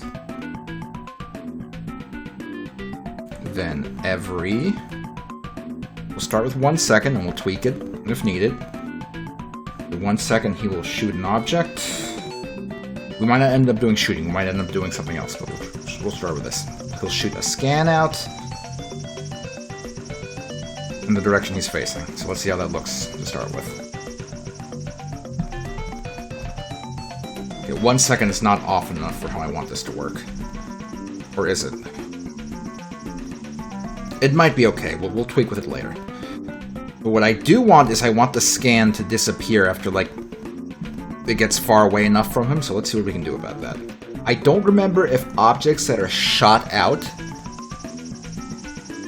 let you F with their alterable value, so let's see what happens. Alterable value A is less than... We'll start with 10 and work from there. If it's less than 10, add to alterable value A1. If alterable value A is greater or equal to 10, we destroy him. So let's see if that works. That should make it count up to 10 in like milliseconds and then kill itself. Yep. See how he's shooting it out and it's disappearing? That's what we want. 10 is too long though, since it's clearly shooting out a bit far. We should probably have it be 5. Because we want to check if Homer or Bart are immediately in front of the big boy, so that he can do his attack.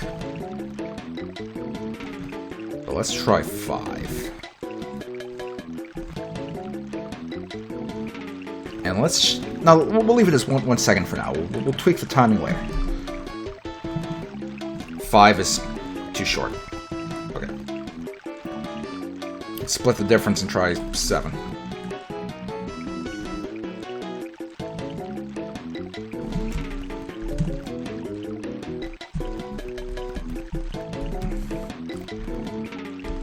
Oh, he did it again! He's at an angle! What the fuck? Twice! Why is he at an angle twice?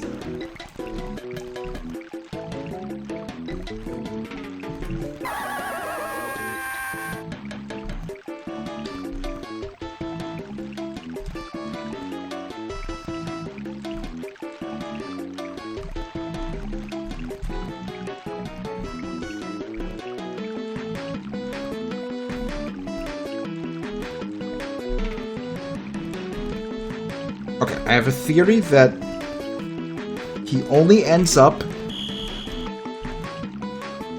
at an awkward angle when he bounces off either a wall or a hole.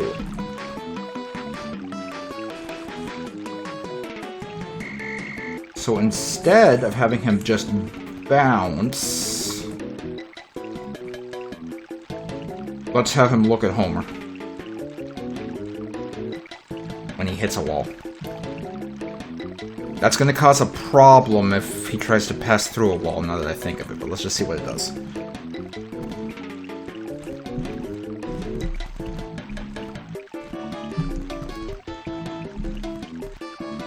Now if he hits a wall, he should try to look directly at Homer. Which will, of course, make him walk through walls that are in between him. Which, oh no! He's at an angle again. That wasn't it.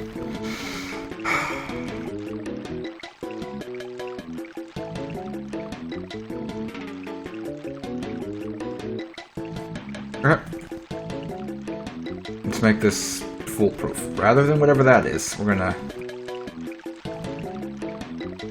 change the direction. We're gonna set its direction to its own direction plus 16. So it should literally just... 13. Fuck. 16. It should literally just turn around if we tell it to do that. It should literally turn around.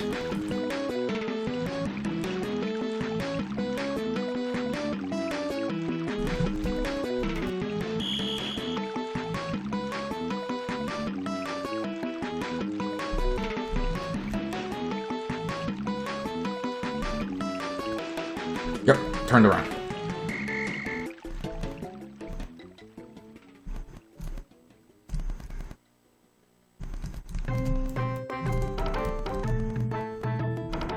Okay, I'm hoping that's the end of that.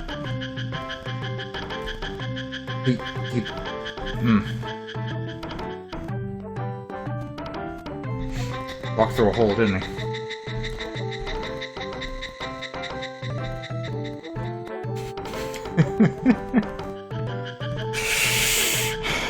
Yep, he walked through that hole.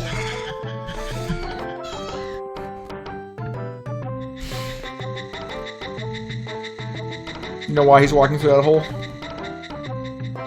It's the same reason that the Simpsons were able to seam walk through the holes last stream, because he's colliding with both of the holes at the same time, so the events just aren't triggering.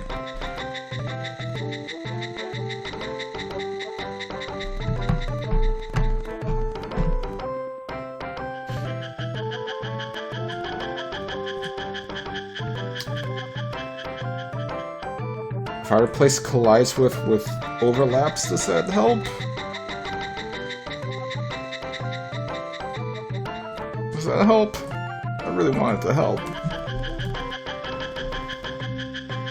Oops.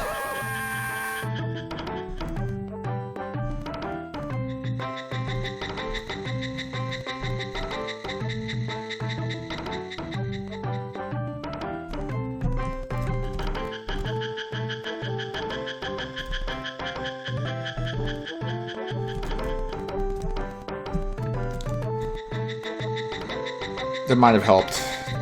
It's probably not perfect, but it seems to have done well enough in terms of just making it work, so we'll probably just be happy with that. Okay. The attack.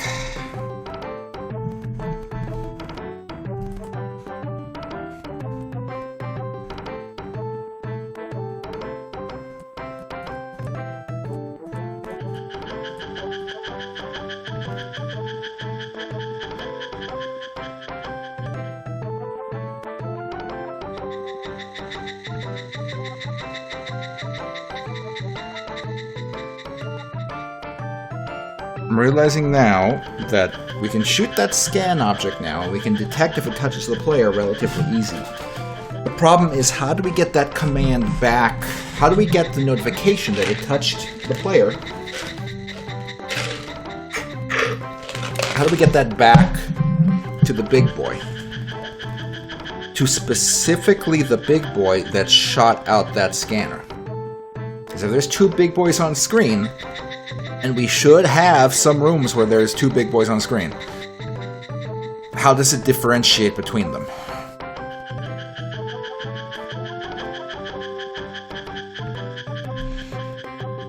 That's a problem.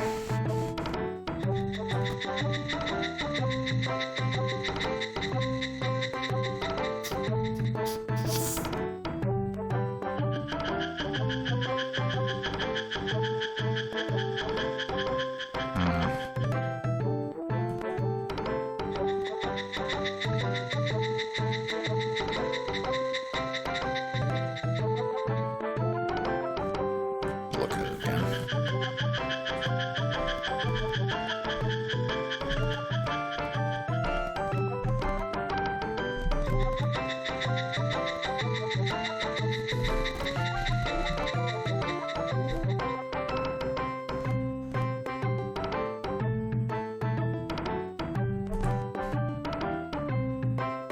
I've got an idea. Let's see what happens here. So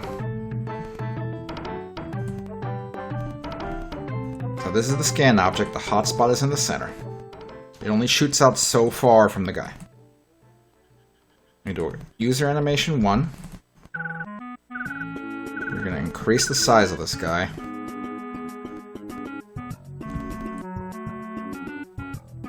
Hey Siri, what's 64 plus 16? 64 plus 16 is 80.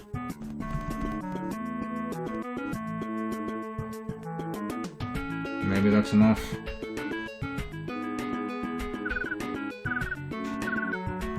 Siri, what's 80 minus 32? 80 minus 32 is 48. Siri, what's 48 plus 16? 48 plus 16 is 64.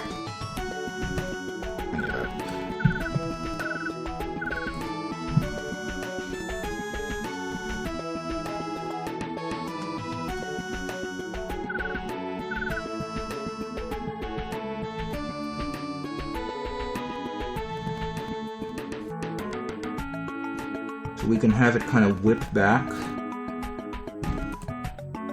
a collision to our guy once it detects that it got hit.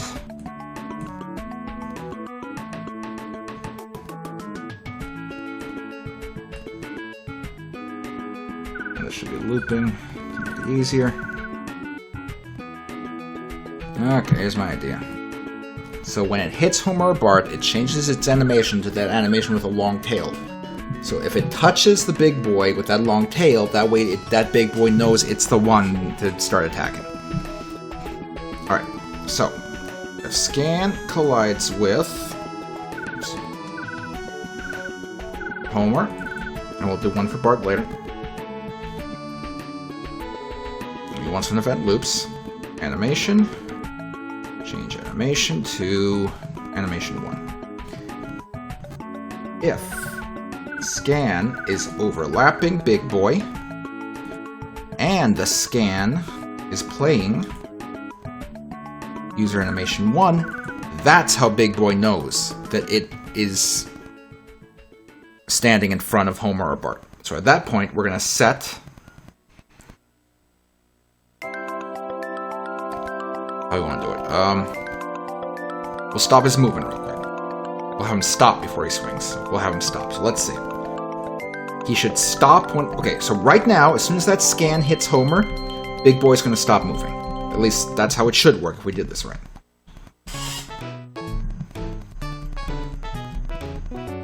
Bam! He stopped moving. See that? Beautiful. Okay, another thing, we don't want him to be shooting out the scanner objects while he's stopped, so... We detect if he's moving or only if he's stopped.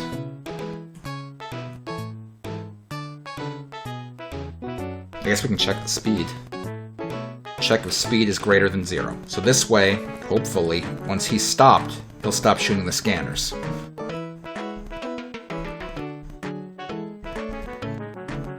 Yes, he stopped shooting the scanners. Okay.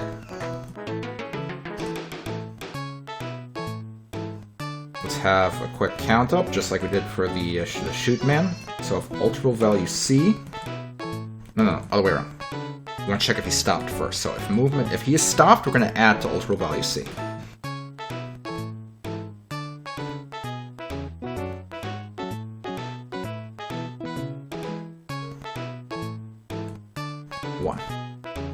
And once it equals a certain amount, he's going to start moving again.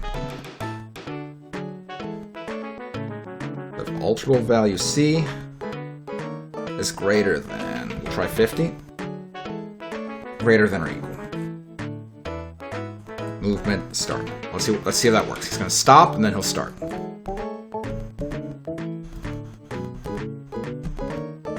Yep. What just happened there?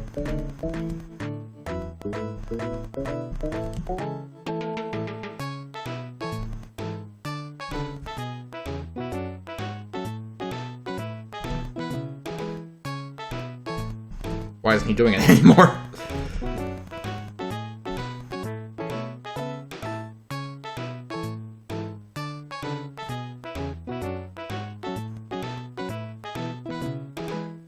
Ultra value C. We can reset it. Set it to 0 after that. Go.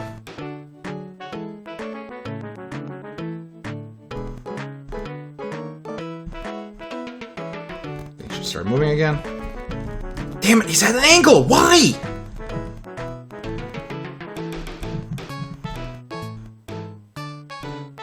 I don't understand how that keeps happening. It should not be possible anymore.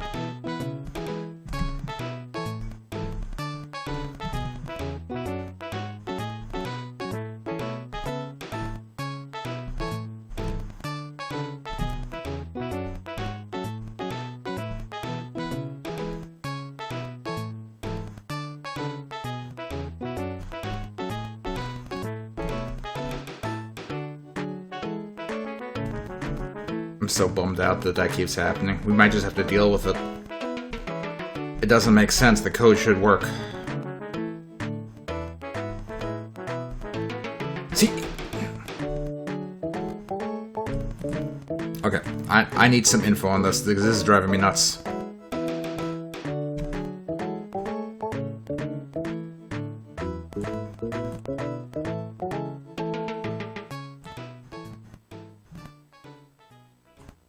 It's a score. I don't want a score. I just want a counter.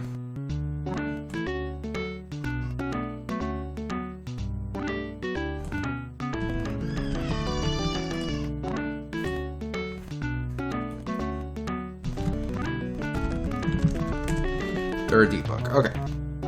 We are going to, at the end here, throw in debug of it. We're going to set this to Big Boy's current direction so we can see what direction he's facing and try to find the hole in the code. So, see? Now it's telling us the exact direction. So as soon as it faces another direction, we're going to know exactly the number and see if there's a hole in our code. 24 is fine. That's down. We need to catch him while he's facing in a non-4 directional direction somehow. 8, that's fine.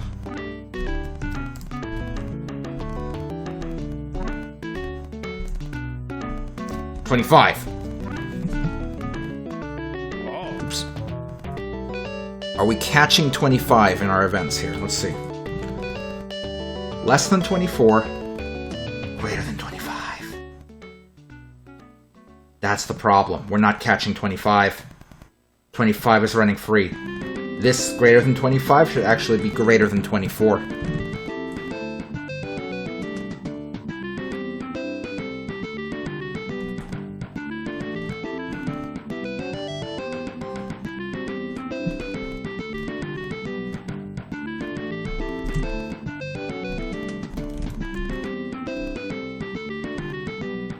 Now he should not be able to face direction 25.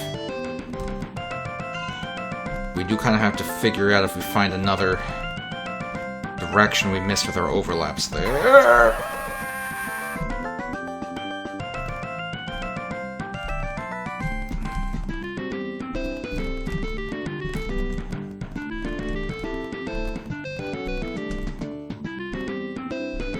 I think it might have been the last direction that was getting missed.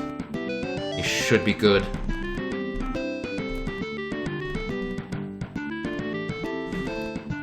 think we're good.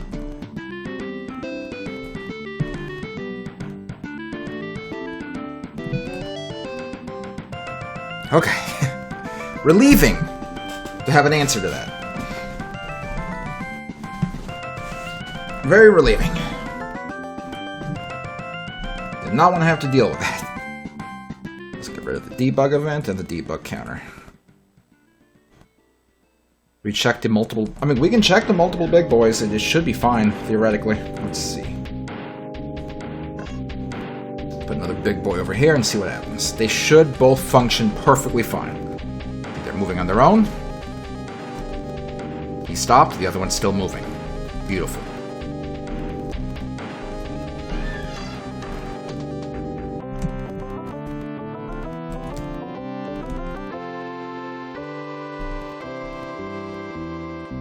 I noticed something weird there. Hold on.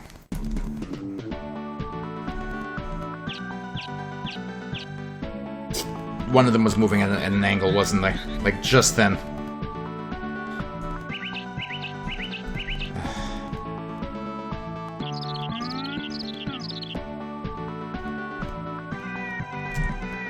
Okay, you see how they both turned at the same time?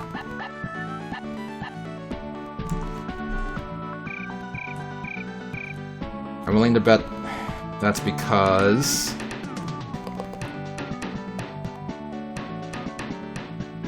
Let's try this. Since I think we fixed most of the directions, let's replace the flop with a bounce.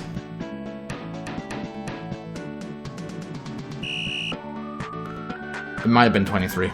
We'll take a look.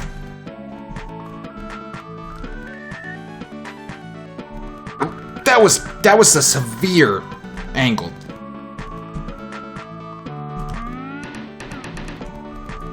Did they both just stop? They both stopped.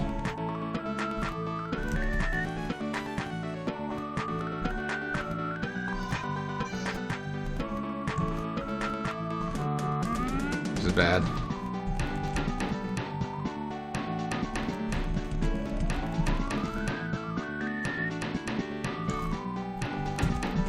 Their movements are synchronized for some reason.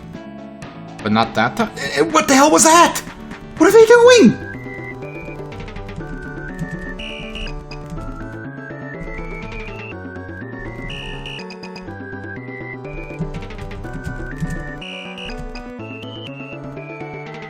This is fucked.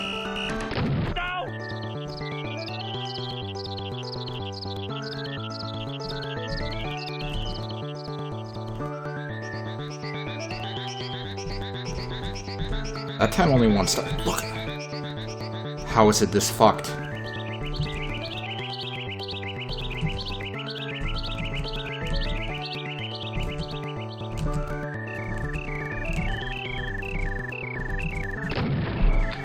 How is it this fucked?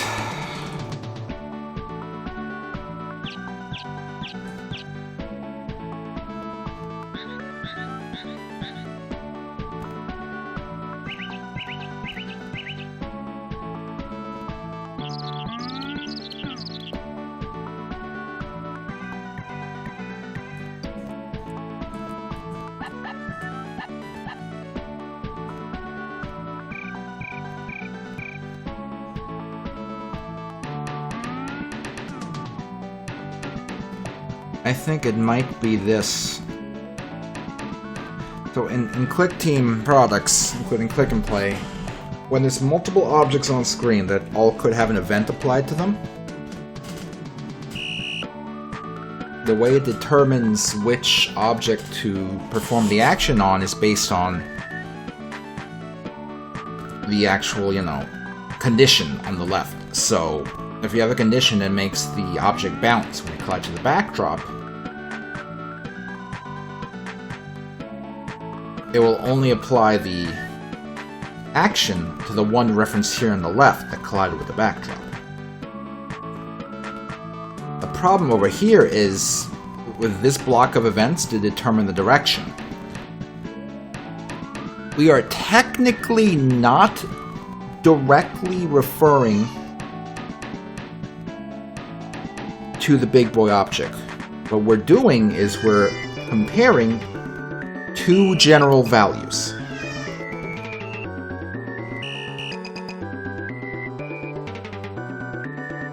And because we're doing it this way, comparing two general values, the condition on the left is not picking a specific big boy.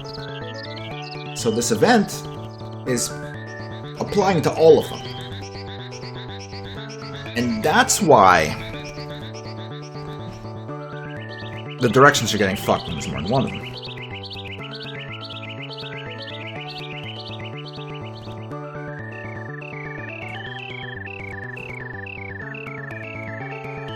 That's kind of my own fault. I don't know why I did it that way. Let's try to fix this. So greater than 0.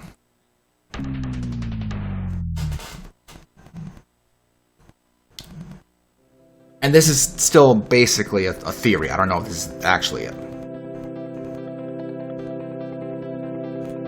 So ultimate value B is greater than 0 and less than 4. Oops. Gotcha. And less than 4. Oh, this is so annoying. To be fair, I did it in a stupid way. Greater than 3.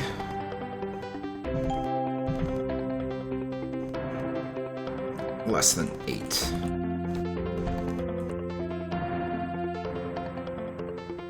Greater than 8. Less than 12.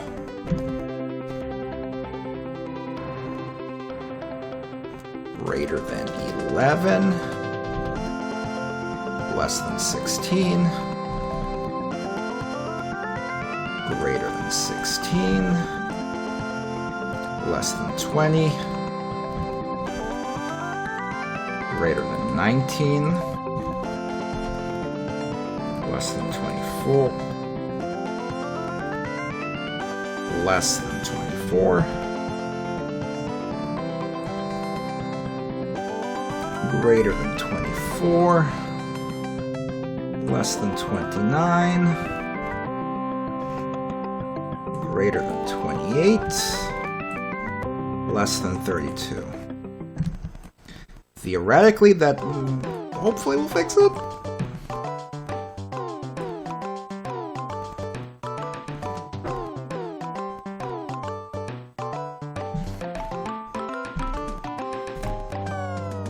They both stopped, which is bad, but let's see if at least the directions are fixed. Damn it, they're both stopping.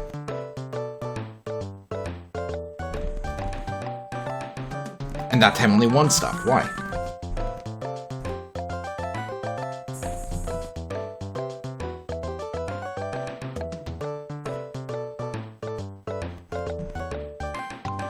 He gets a little confused. His AI gets confused when he's rubbing against a hole for some reason. Damn. Sometimes they both stop and sometimes they don't. What the fuck? Okay, I wanted to see if both of the bullets play the animation.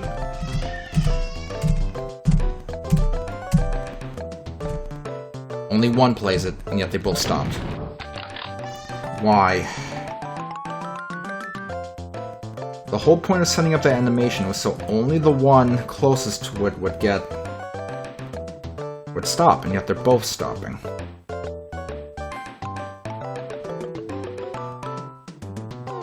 if we swap the two positions around here? So rather than detecting if scan is overlapping big boy, we detect if big boy is overlapping scan. It shouldn't make a difference, but we'll try it anyway.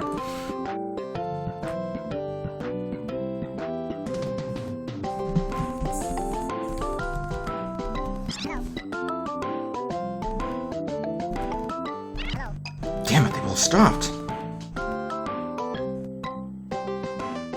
The whole point of the stupid animation was to prevent this. And the worst part is it's inconsistent. Sometimes they both stop, sometimes only one of them stops. Why?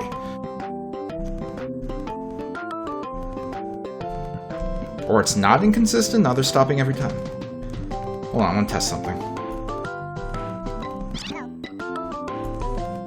Nope, for some reason I thought maybe only the first time one of them stops, but no, it's weird.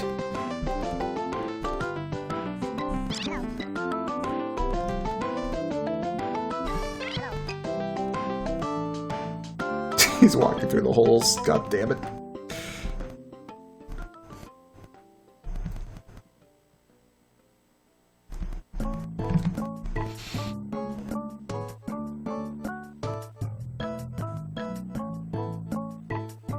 This could have to do with click and place detection of an animation playing not being the best. I have ideas on how we can fix this. Switch from... I have some ideas of how we can try to debug this and fix this, but it's 3 o'clock. We've been going for 2 hours, so that's the end of my time limit for the day here. So I have ideas. I do have ideas for how we can fix that, but not gonna get fixed today. But I think we actually made good progress. Obviously, the little shooting enemy was a gimme. That's easy. But this big guy we're making, this was important. We're essentially making like an iron knuckle that you hit from the back. Which is good. That's how you should hit iron knuckles. Goodbye, stupid. We've had a lot of fun on your crappy computer. Please don't ever come back. There we go. Alright, so we're making progress. Honestly, after these 3 enemies, do we need any more enemies? Maybe we can make something that kind of swoops around or something? I don't know. But after these 3 enemies are done, do we need much more? I don't know. Maybe not. A flying enemy? Maybe. We'll look at it after we're done with the Iron Knuckle guy, but yeah. Alright, so...